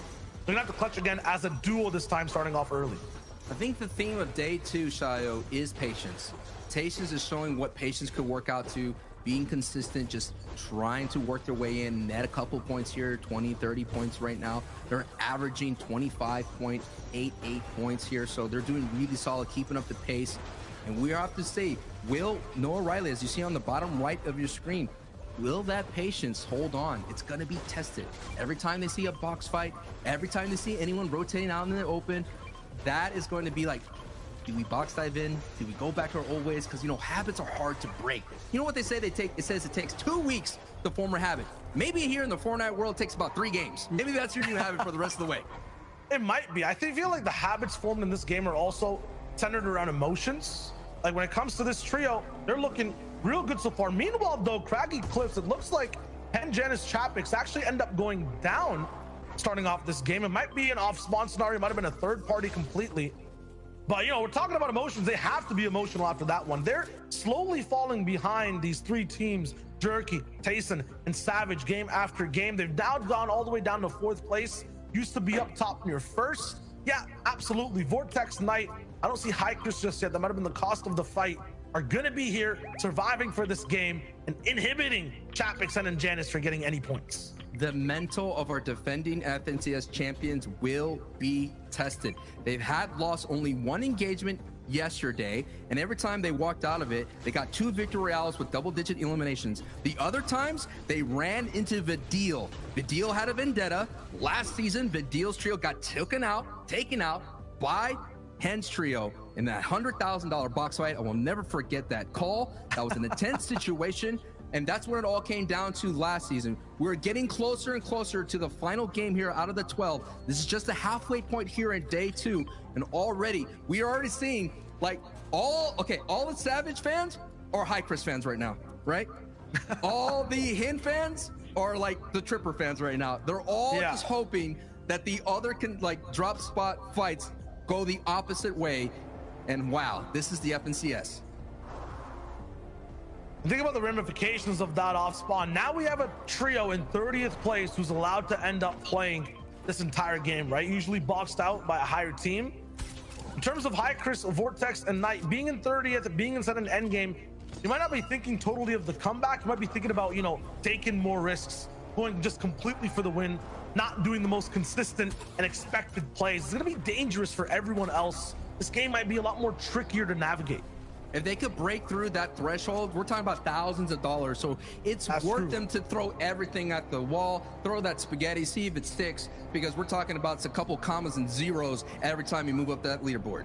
Yeah, but they're going to be working against the grain, right? For people like Kiriachi, like ForZR we saw right now. You talked about it, Sancho. Patience. They're waiting. They have a game plan and it's working. For trios like HyChris, like Vortex and Knight, they don't care about patience. This is the first time they get to play a game today, right? They're going to be going through fast. If there's a box fight they're not meant to take, they might just do it for the elims. That might change everything. We have a very dangerous trio playing this game. And this trio right here, we haven't really shown a lot of love on the broadcast, but it just seems like every FNCS tournament, there's always a trio that, you know, when they do that drone panning shot in game, like, oh, hey, look, Stormy, they're there, right? They're there. Yeah. You just keep repeating their name. They're still in this fight. And that's what their ride was in day one. And they're still keeping up that same set of pace here. Right now, they're looking at 5th place. And with 4th place already down, they can move up the board even more. I'll tell you why this trio doesn't get love. They're endgame mannequins. They don't do anything when they're alive. They don't get any elims. Usually when Kiriachi Toos are playing around, they survive. They make very smart rotations, maybe getting 1, 2, or 4 elims a game. The thing, though, I feel like, you know, this might be a situation where mannequins come to life. Last game, 9 eliminations, 4th place. They're definitely switching things up. Their win condition today is eliminations. They're playing the right type of Fortnite game. They need to play the other side of it, though, and actually have an impact in their zones and lobby. And Nos is by himself too, walking around right now. But yeah, Kiriachi needs elims. They're doing it off the start of the day. Need to make sure they keep it up. Mannequins Coming Alive is totally an 80s movie reference right then and there. And now we have Noah Riley, Reason, and Vidil. It's so interesting, though. I thought this trio would be able to push out to Coast. I thought they would go back into being more aggressive, being more that ruthless trio, you know, taking out those legions of players. But I don't know who is it? Who is this team? Like, I want to know who is this team. I'll tell you what, I was talking about emotions before, right? These guys feel really good and they're happy when they're pushing teams and it works out. When that doesn't happen, you start to get negative emotions associated with that push, right? Now today, they're playing patience and they're getting points. You get points, you're happy. They're just riding those emotions, and now the patience is coming naturally. So very emotional team. What they're doing is making them very, very happy. They know it's working. They're getting points. They're going to keep doing it. They're going to the gym. You know, this is like their 2nd week. They're seeing the abs kind of pop out a little bit. They're like, okay, maybe I'll stick with this new lifestyle, and at the same time, I'll stick with this diet. But these guys, they love to eat, and right now they're just holding on. You know, they're just, hey, they're calorie deficient. They're making sure they're leaning out, because when they get lean, they are dangerous and they are mean. Other side of it, we're watching it. Waves actually in the distance. The patience sometimes comes at an offbeat, like a weird time. Sometimes too patient when they should be aggressive. They're still learning that type of game, and they're actually very similar, I would say, to Vidil, Noah Riley, and Reason when it comes to, you know, approaching mid and end game. But we'll see. They're kind of in the same spot. Maybe they can also bring it up. 7th place, rolling into. They're looking really good throughout the day. The aggression hasn't been turned on completely, but you know, they're very consistent at just making games. 2/3 back to back from Nebs, Bubak, and Waze rolling through actually gets them all the way into the top 10. If they can get another 3rd, I mean, lucky number 3 for this trio. They're looking real good. Meanwhile, ForZR, Nate, Tayson, I mean, there's so much to talk about with these guys. Top 3 right now. You know, lots of doubts in the preseason, lots of doubts while we were watching them from qualifiers to heats. They fixed everything. And once again, they're surviving. I have their win condition just kind of written down, as we talked about it last game a little bit as well, Sancho, for the tournament. They need to start owning these games, making it their own. What are the names we've been talking about in the last few games? We said Trulix a lot. We said Savage. We're talking about Hen. It feels like, once again, ForZR, Tayson, and Nate are paint on the wall. Definitely there, but they're not the talk of the town so far. They need to be that way. They need to make these flashy plays if they want to win this tournament. They can do it. 22 elims in the heat stage. Yeah, it's in there. It's in there. It's in there. Mappy, Red Rush, Asterios, having the same success that they had in the previous day, slowly slipping out of the top 3. Right now, coming in 8th, Shayo. It's just right now their style is about playing center. So they're coming out of the Cami split. Now Andreas, the Savage, and Rescard now back in full force. They were able to get the reboot card and bring them back to trio mate. So that's looking good. It's slowing down though. So they may not have strong weapons, or they may not have all the mats and resources. So expect this trio to be a little bit more aggressive. Marine is now sending in the Sting Post to open up their rotation to slow down the peak. And so what you gotta do, man, you gotta send in those stink bows just to open up a little bit. That's gonna give the signal for Refsguard and Jordan Savage to rotate through to Lazy Lake, which has been a battleground in this tournament. These guys have to have extra health or something. This are about crazy situations. Refsguard going down off spawn. They have to travel to get the reboot. They do it in enough time and then have a chance to actually have some type of loadout. You're right, Sancho, it's kind of weak, but what does this mean for Refsguard being rebooted? This trio allowed to play this game. They're in first, Sancho, right? With them alive, full forces. This means Queasy, Trulex, and Jerky, they have a tough time, you know, kind of taking hold of this game. They're on screen right now, too. This is perfect. You know, they're going to have a tough time kind of taking over first if that team's alive. Same thing for ForZR, Nate, and Tayson. They'll have a tough time if Savage is alive. It might even look like Trulex, Queasy, and Jerky might not stay this way the entire game. Snazy's here. This is Southside. Endalex is home. It's been invaded by multiple teams. And now they're looking to just fight one off for the moment. I'm not sure how far this fight will go, but you never know right now. The stakes are still being thrown in. This is a wrestling match that's getting sweaty and is getting dirty right now between the old guard and the new. This Trulex's trio is a newly formed right now. Trulex, of course, playing last season with Pink and Stormy, or I believe it was Stompy. They had a fantastic run. Trulex arming that RPG. Jerky and Queasy, of course, forming with their respective trios here. Queasy playing with Rasco and Paco. And wow, I mean, for them to be able to hold on right now, look at this. There's a 3-trio kind of standoff right now with Fast Roxy, Ardent, and Pizza coming from Misty. And then you have this team from Camp Cod. You know, Snazy's trio, they're going to want this fight because they're low on Storm Surge. Because you come from Camp Cod, you know this is your opportunity to get those tags in. Wow, Queasy's still finding a way in these bases with two teams around them. Shoot off on another way far away on a hill. That's crazy. That's huge for the tags as well. And man, I wish Ardent, Pizza, and Fast Roki had a theme song. It feels like every time there's a third party coming through, these guys roll in with a jingle and they're the ones to cause chaos every single time, whether it's at Lazy Lake, now it's down below at Camp Cod. I always have some type of song playing in my head when I see Fast Roki on screen. They just make things crazy. It's basically, that's a third party, right? That is what they're, that's a third party. So that right now is just being so aggressive all over the place, and Lazy Lake is where they like to push on through. So they're seeing some opportunities to get some tags here on the storm line edge. Red Rush in center. Zone is pushing them a little bit further. This is very going to be interesting in-game, Shio, if it goes down to Misty Meadows Lake. We see Zako's trio already setting up an opportunity here. We've seen when it was here in Lazy Lake yesterday, Jules was able to hold on to height there in game 4. There was 3 different height retakes and they lost it. And Pizza is actually getting gobbled right now. Down he goes. Wolfies is getting eliminated. Elocrax is getting eliminating the feed. Now this engagement is opening up just a little bit more. Just like Pistachio Nut just opens up a little bit more. Before you know it, they're going to be able to gobble that up and get some confirmation and some 2 Elim points. Yeah, Fast Roki down. The third party trio not going to be able to operate today. For this game, the one trio to watch has to be Red Rushes. They ended up coming second all the way on low ground, played it really well. They're kind of the kings of navigating Lazy Lake, but what it looks like right now is they're actually under Surge. This is going to be a very crucial pump shot map. He has to hit. Surge actually goes away. You can back up, my friend. No! At the last second, Surge stopped 70 players. Mappy overstepped. The trio that clutched out this zone yesterday is going to be one man down. Mappy is also most consistent in terms of surviving and being able to support his teammates too. He's not going to be there. This is looking tough on day number 2 for Red Rush.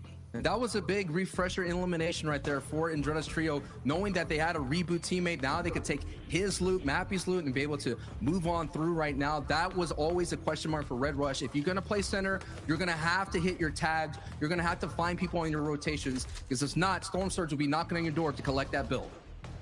This is actually tough, I feel like, for Savage and Jitter and Refsguard. They like wide open low ground that doesn't really switch layers. Their lifeline for this entire tournament and their playstyle is low ground. If they don't have a consistent low ground type of terrain to play, they're going to be in trouble for games. Lazy, I feel like it's kind of like that with all the builds, the buildings, and the fact that it can go to the mountains and the river. They might be looking to play a little bit more mid. They're kind of trying to take it over from Red Rush, it looks like right now. And they know they're, you know, at a man advantage, 3 versus 2, but no. They're going to sit up. They're going to build up. They know that low ground might be a little bit tough. Actually, still trying to hunt down Red Rush and Exterios. Not going to find it just yet. But yeah, for this zone, they're going to have to switch up their play style. They're going to be aliens in terms of how they're playing. Very used, though, you know, to being height. They're going to be in situations, not bad players in other spots. And there it is. The Red Rush elimination comes in. Going to have so many more materials as well to work with. Once again, though, it will be a very different game plan we see this game.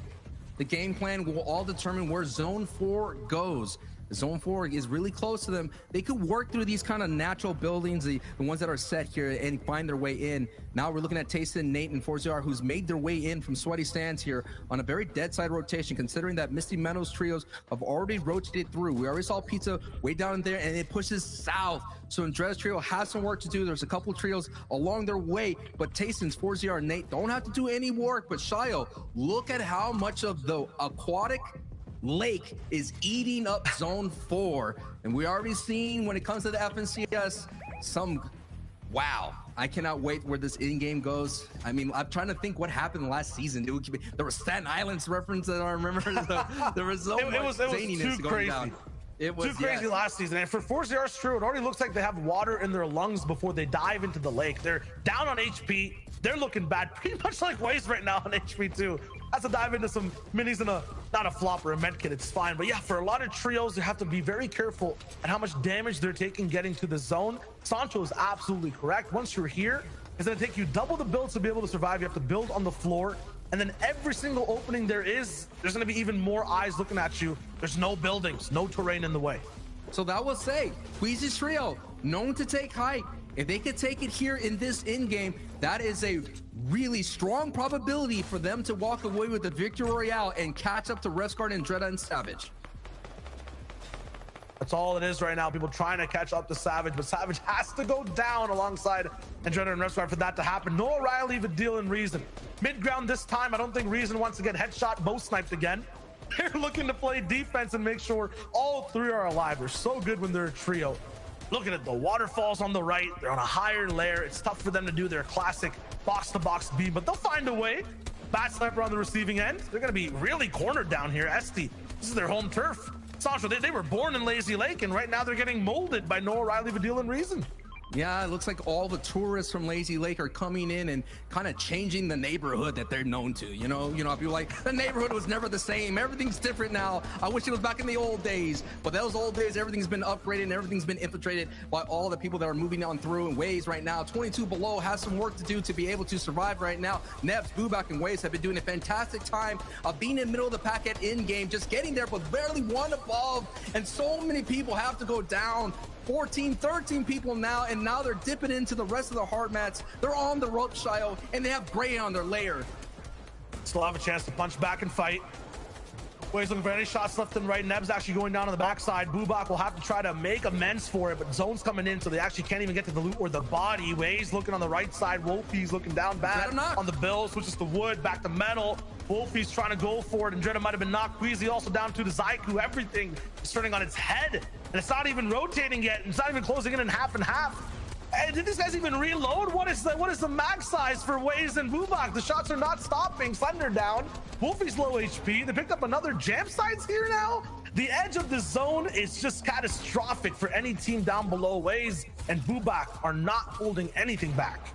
All the teams that were on that struggle southern rotation are now breathing a sigh of relief. And Reason O'Reilly, thank you. Get up there and show that Blueby's now being taken over. That is a huge play. And Noah O'Reilly and Reason are back up into the sky, and they are soaring. They may be soaring to the top of the leaderboard here after this match.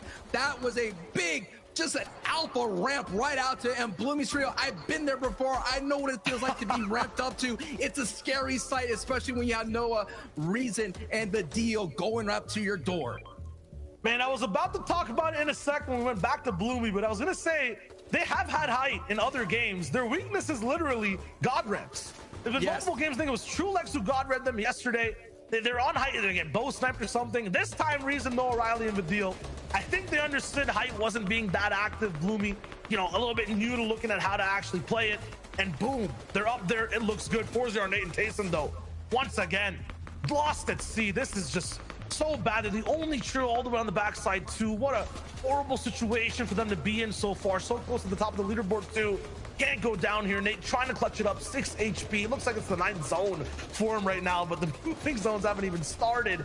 Every team is shooting at him. I count at least 15 ARs. Somehow, he still finds a little bit of levity in the situation, a little bit of peace. He'll survive for a bit, but he's on borrowed time.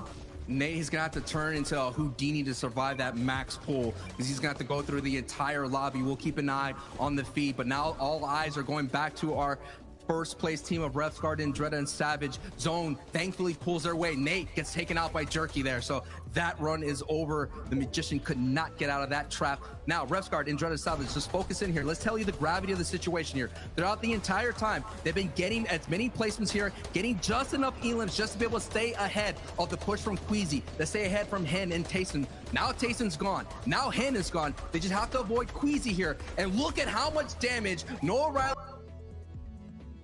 1,000. Now this is where they traditionally are in the early game, but now they're doing it at the end game. And this is one of the easiest zones to maintain height. So many top buildings, so many old builds to connect to. Noah Riley, Vidil, and Reason have a huge chart they can operate off of. No one should be able to really take it down. They could get snuck on from the back in these earlier zones. If they make it to zone 8, I feel like they can't be stopped. Meanwhile, though, on low, Stormy right above Savage. Snazy also moving in. Floki rolling through. FourZR gone and Hen is gone. That's 3rd and 4th place down. There's a lot of room for people to move up. Second place. Jerky can't. 2nd place is on a lifeline right now. One last teammate left alive. Height is just punishing everyone. Trulex, you have to stay alive for this placement, my friend. Your tournament run might be at stake over all of the Trulex to hold on to spot number 2 right now. He's not gonna be able to get the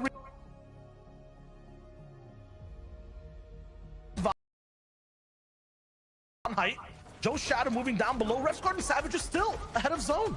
Ahead of zone and looking healthy. That's exactly where the position that there would be. Every time they find success at in-game, they're right then and there. And look at it. All the pressure's going down right now from Noah Riley and Vidil and Reason here. Trulex is on the backside. Trulex has to hold on. Trulex is in 2nd place without any kind of HP to med back up to full health here. But now all eyes are on this new form trio. It feels like they're just changed their ways, being patient. Let's go back into the great. The deal and Reason now on high. Savage and Dread and Refsguard working through those buildings like you pointed out here, just giving them a little bit more time, a little bit more placement points, and now we're in the top 10. And this is where low ground kind of gets tricky. Cars in the way, buildings you can't really break through in time either. No builds. Savage, no builds, nothing to really reform in terms of trees. They split up a little bit of mats. Minis also dropped down. It's looking like a 3v3 between Refsguard and Dreda Savage. Reason, Noah Riley, Vidil at the very end, but they still have to survive. Thomas HD alive as a solo all the way on the backside. Indelex actually going down from up top. The server's getting squeezed right now. And Dreda, Refsguard, Savage are waiting, and boom! This is big. Big shots coming through. Shadow, Joe, and Stompy kind of stuck on the left corner. Savage, though, is caught out. He was too far, and he goes down. It's up to Andretta and Refsguard to carry that torch to first place all the way. Meanwhile, Zyku taking that Storm right from the backside. Low ground is a maze, a labyrinth, and you can't just hug the right wall. There's no solution to this. You have to react to everything going on in front of you. Noah Riley is getting close and personal, dropping for height, looking for box-to-box fights. Shakeoffs going down. They still have mass to survive. The deal. Noah Riley are the dogs, are sending down there to get some big bites on the low ground. They're going up for some air, and they're diving back into the mess that's on this low ground. Opportunity here for another victory royale. Stompy gets bopped. Here we go. This is it right here, Shio. It's a top 4 situation, and I'm just taking a look, and I believe Andretta is still holding on. This is going to be a big game for them, but if Noah Riley, Vidil, and Reason could get some eliminations and the victory royale, they're going to be able to get into that top 3. A slow burning game going to max brightness. Noah Riley, Vidil, and Reason are all still alive. 3 different teams left, 8 players, and they have 3. A majority of the pie so far. They're looking to drop down in just a bit, but there's a big retake coming through. Is that Fury randomly going for height? You can't do this against the best aggro team. They're looking to take him down, but no. Vidil gets clapped. Reason gets also completely brapped, but there it is. Fury gets taken down. Now Noah Riley is dropping to the floor. It looks like, yes, there is one team down below. Andretta still surviving as a duo. 2v2. We got another matchup to watch in just a sec. The zone's actually pulling up towards the hill. Noah Riley in advantage, but he's getting prepped to dive below. Taking a big breath of big shields before he hits that water. He goes straight down. No, not yet. Stink Bulls from Andretta. They have the Elim. Siphon comes through. Yes. Reason's up top with the med kit. Refsguard has the last tick of the zone. Reason eating the meat right now too. He's going straight for that drop down. It's not going to be enough for the heals to survive. Reason, Vidil, Noah Riley. Textbook game. I'm back, yeah, I'm back. I've been doing other things, that's why. You literally just heard me.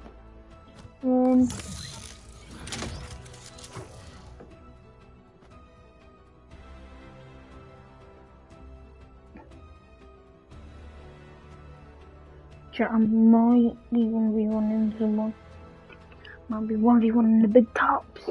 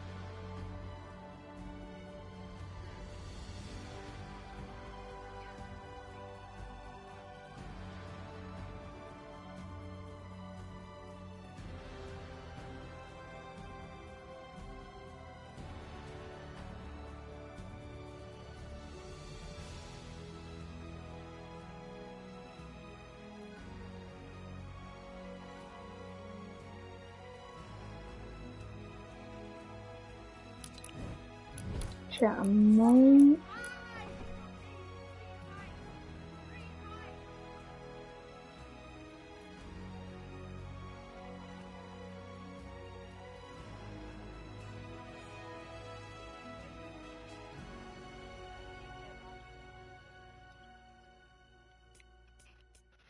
Let's spend one of these.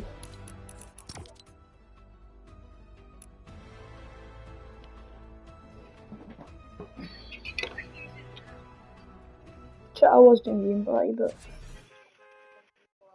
it's just there's like an hour left. It's an hour and 15 minutes.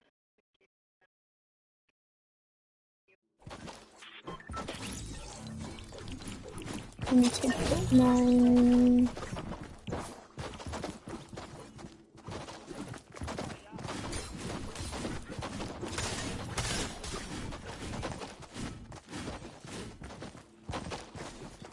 This kid has galaxy skin.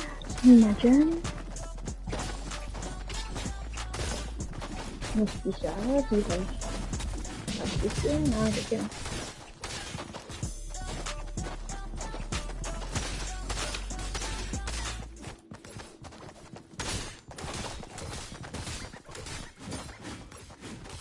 What's this doing? No, things like more.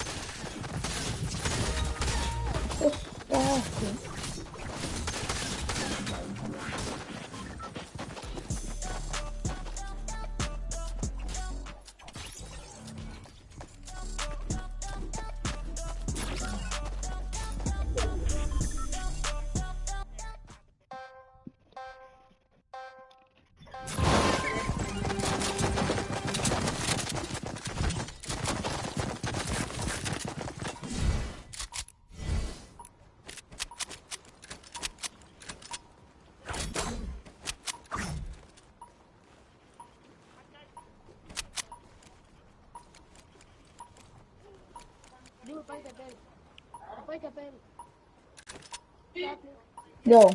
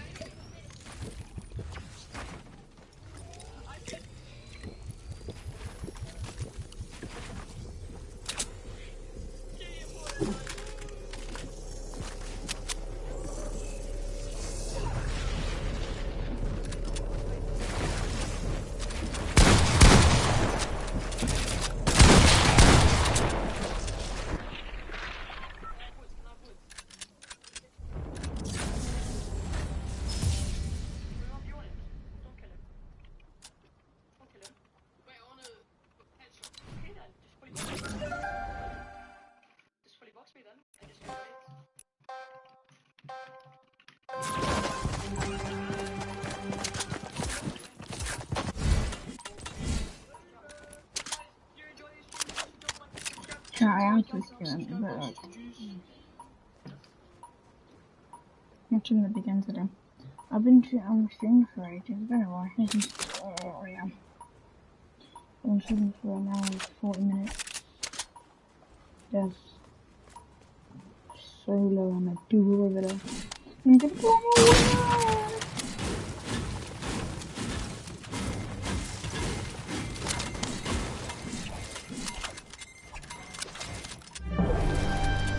Now I guess I can.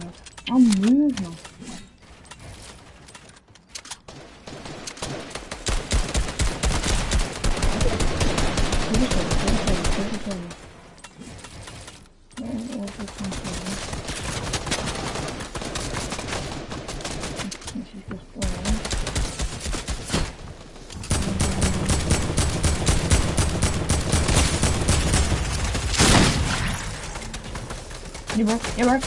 Yeah! I think, yeah, bro, yeah.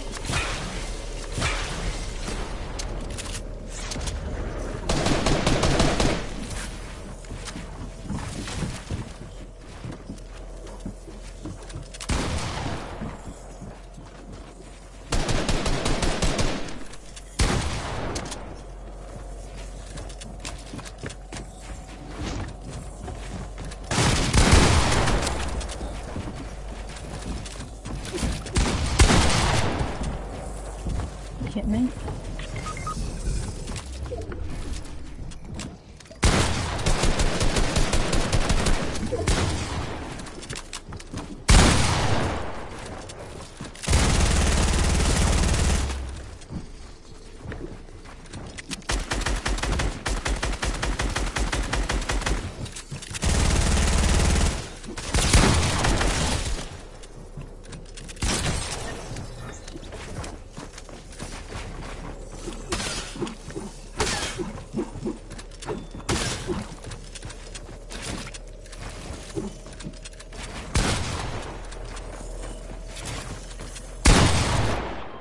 Put me in a blender.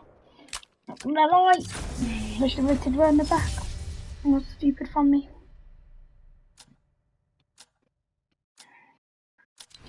I didn't need to do that there, bro. I could have just stayed alive and would have been fine, but I didn't do that. No way I get a grey zone. Okay, thank God. I want to team with someone, no.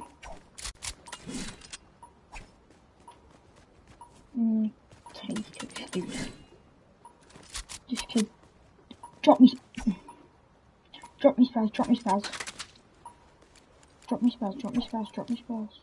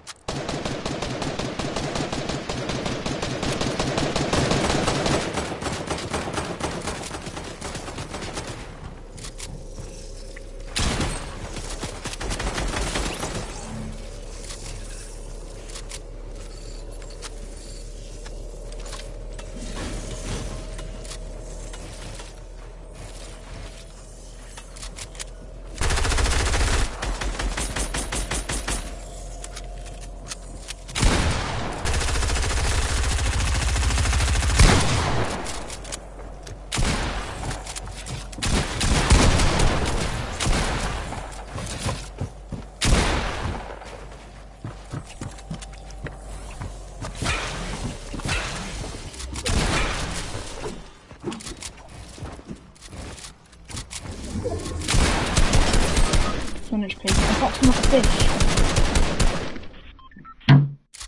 No way that could just die to him, bro. I could box him like a full flopper and he just doesn't die.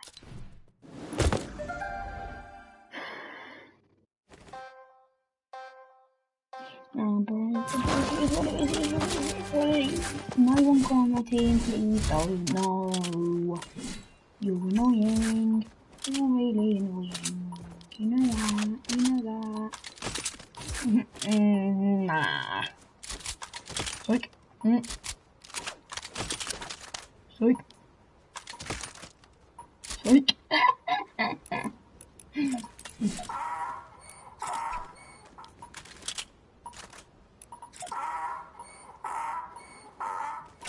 You're that water, bro. You're that water. You're free. You're so free. I'm gonna WT this kid. This kid's clueless. He's been in real life. We're not good. Here. Maybe it is that. Dead.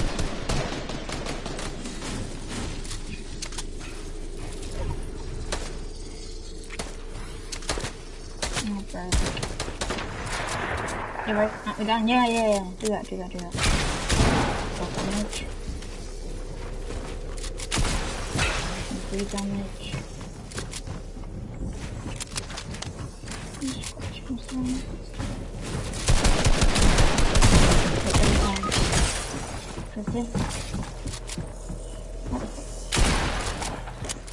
What? No.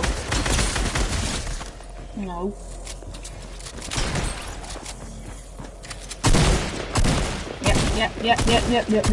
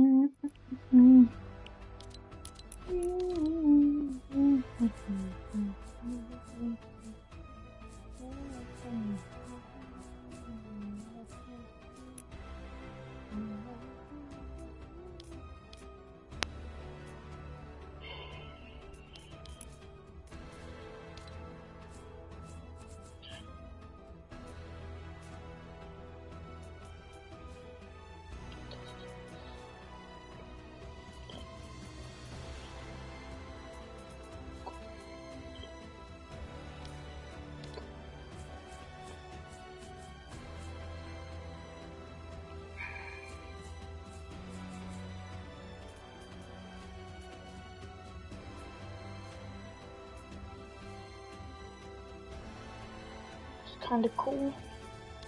I'm thinking of getting main skin. I didn't get fucking design.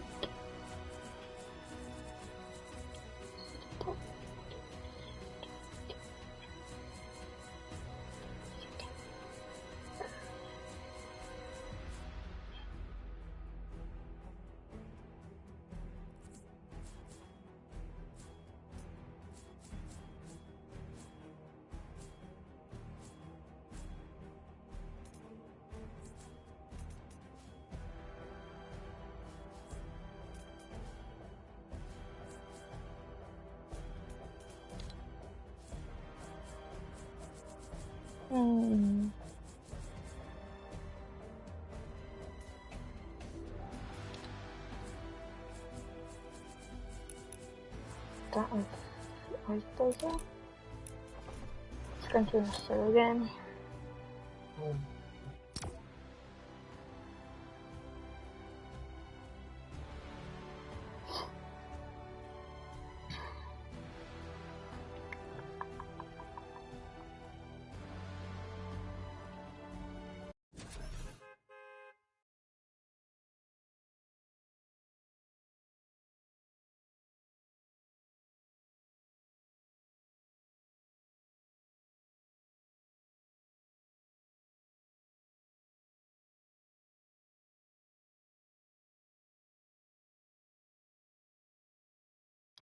Wait, let me turn my for the second.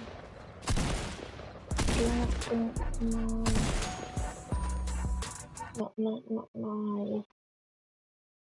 my thing's high. So I'm doing 2, my guys.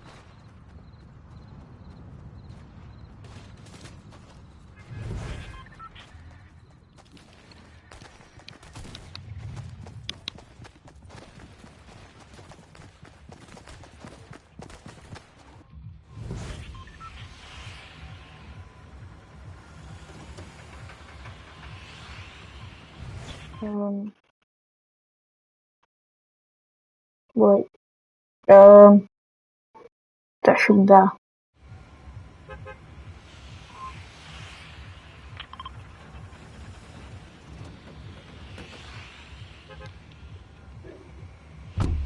That should be better. I don't know though.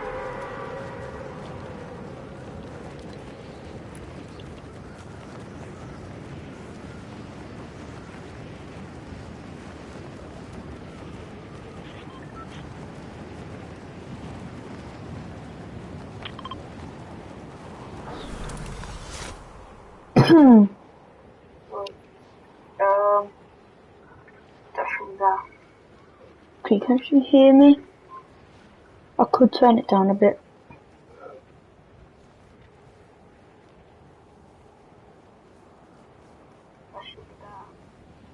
I'll turn it down after this game because it's a little bit too loud.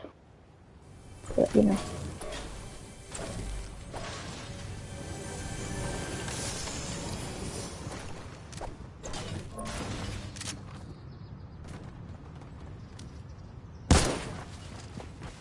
There's a bow, I can't use it. Okay, I'm so scared if I lost that. Oh, I'd be annoyed.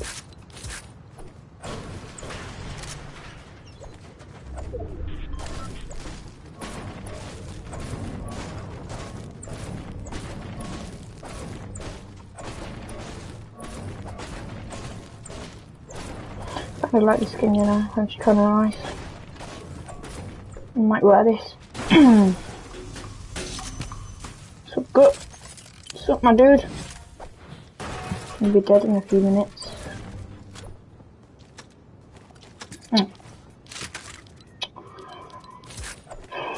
No, more pepper, just go. No pepper?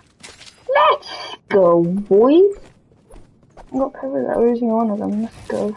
No. Oh, bro! Let's go. No, it won't do it again. Nah, I knew it wouldn't.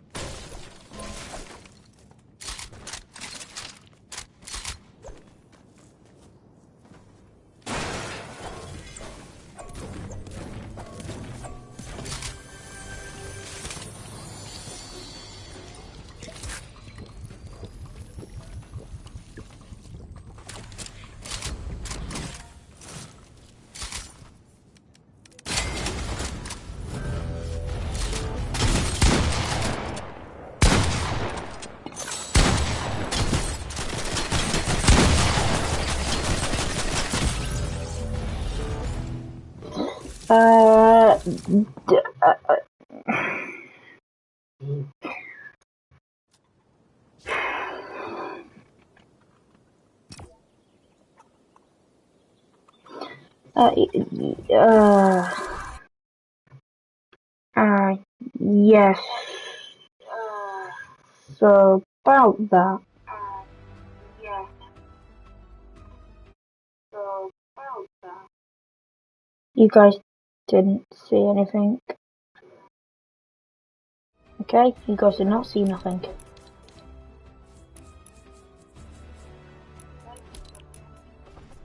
I don't know what to do, you know, like, oh, should we just go for it? Should we just full send the interest?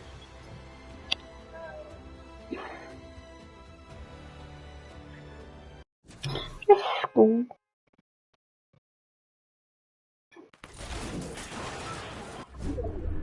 I need to be nice, you know. This is nothing. Okay, I need to do that, and then if I'll do the other thing. Oh, and then that's a flop. No. Just wait till then again.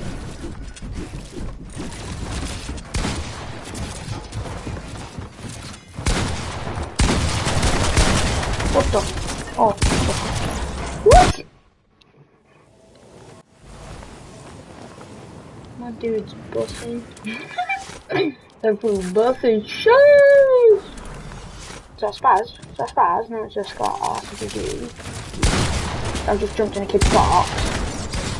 Like an idiot. Like, what am I doing? I've got a few bounces done that guy.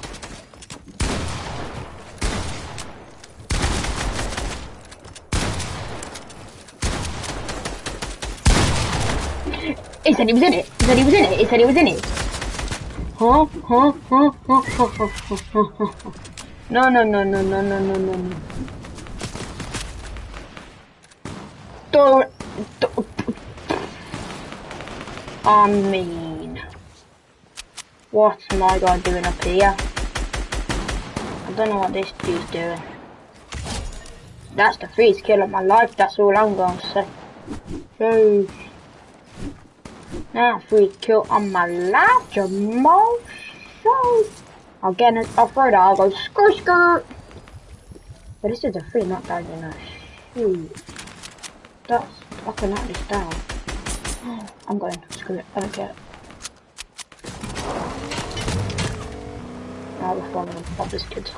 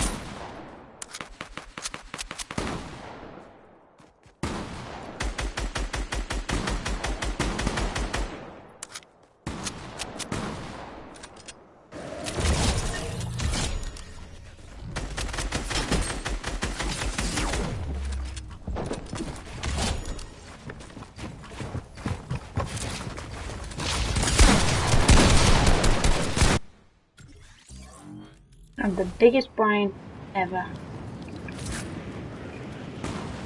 I do not care how I can knock them down in a bad way, or how I kill them in a bad way, I kill them. That's all I'm gonna say. Ooh, that's it. kid that is like the best player. If he's so many box, I can imagine being that bad. Joking. This kid's gonna instant into my box. Yeah, bro, you're not gonna get my box. You're not super normal, dude. It's very good, you, but fortunately, my dude, you're not Superman, so can't be like, if that's Gold Spazzy would have been dead. That was a Gold Spazzy would have been dead meat. He would have been dead meat. He would have been dead meat. I don't care what anybody says. He would have been dead, motherfucking meat. Yes, he would have been dead, motherfucking meat. You really stole my kill, didn't you? Because you're annoying. You really do box me like a fish, though. I had it free firing, though. I meant to dead, but it doesn't matter. What? What? Wait. What? He shot. What the frick just happened? No, like, dead serious, what the frick just happened? My girl. I'm somehow white. No, wait, it's alright. What the hell's going on? I don't even know what's going on, man. Jumping to the box. So there. Somehow took my bunnies. Don't even know how. This kid's gonna have to jump on me. Shit. No. Oh my god. I'm best player. I'm best player. Oh, GG boys. I'm not the best player because I didn't win it, but you know, the only reason I did well there was because I knocked about 7 kids down. And I'm not gonna, actually no, what am I saying that's bad? That's actually godly. No crosshair though, so no. I mean, I don't miss a shot.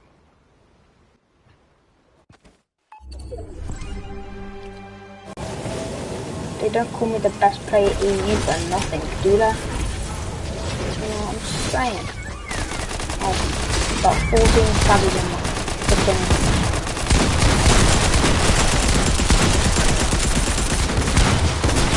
What the frick is going on, bro? I had about 4 spazzes in my inventory. Bro.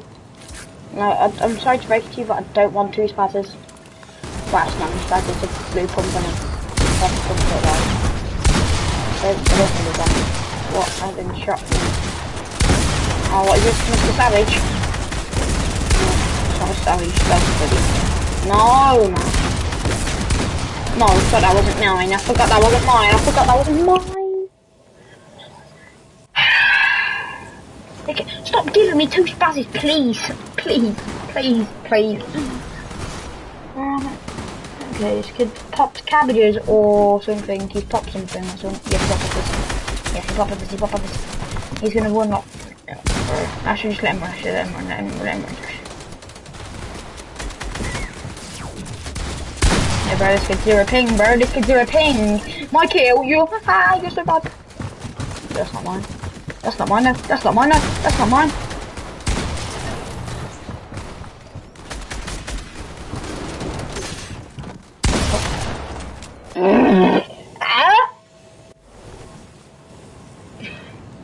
Stop giving me them freaking guns. I don't need them. I'll tell you when I need them. But right now, this kid is dead. Oh my, no. No one does that to me. No. You're never gonna kill me. I am indestructible. I just don't, I'm invincible, my dudes. I now crank.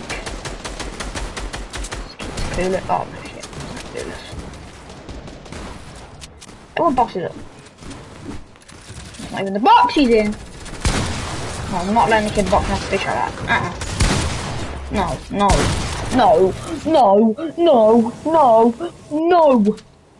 Yes, spaz.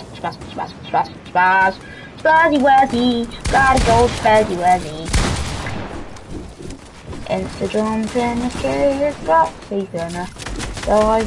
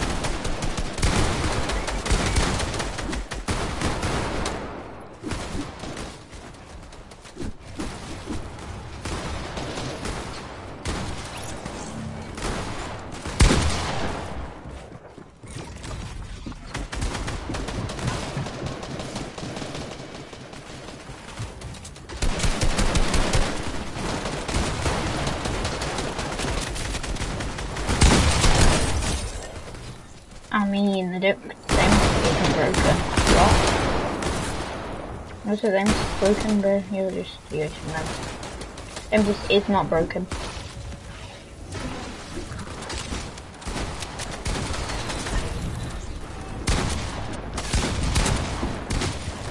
After this chat, I'm gonna BRB. Yeah, I'm gonna BRB for like 2 minutes and then I'll tell you when. I'm gonna BRB because I feed my What the? I've got a few snake. No! Look, it's white! Take the first try, that's what I like to see. That's what I like to see from the big Josh. Get me out. Shit. I'm stuck. No. Ah, he's dead. He's dead. What? He's not dead. What? The kid didn't. What? He didn't die. What? No. What? My guy didn't die. My guy just decided to. But I broke the bouncer and it didn't make the noise it was on the bouncer. Oh, who cares, bro?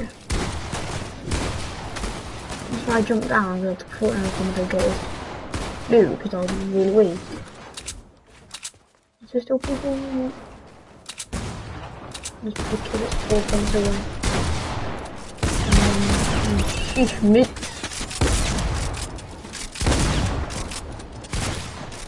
Oh, whoa, ping. Whoa. I'll go after this round. She on fire, her brother. She like bigger, you get bigger. I remember you, I love brother. And I just like the boy to no! Johnny,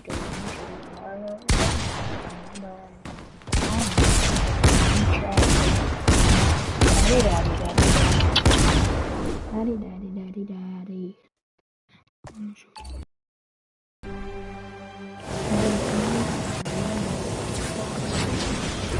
Wow.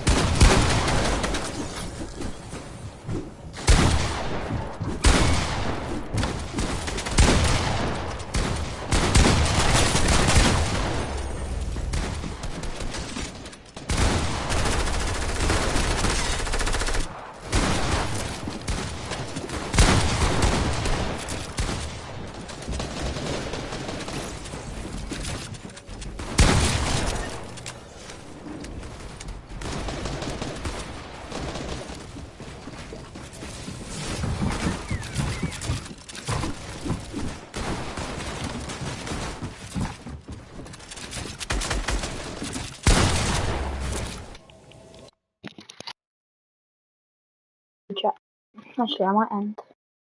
I'm gonna end here. Chat. See you guys in a bit. I'm gonna end here. Make sure to like and subscribe.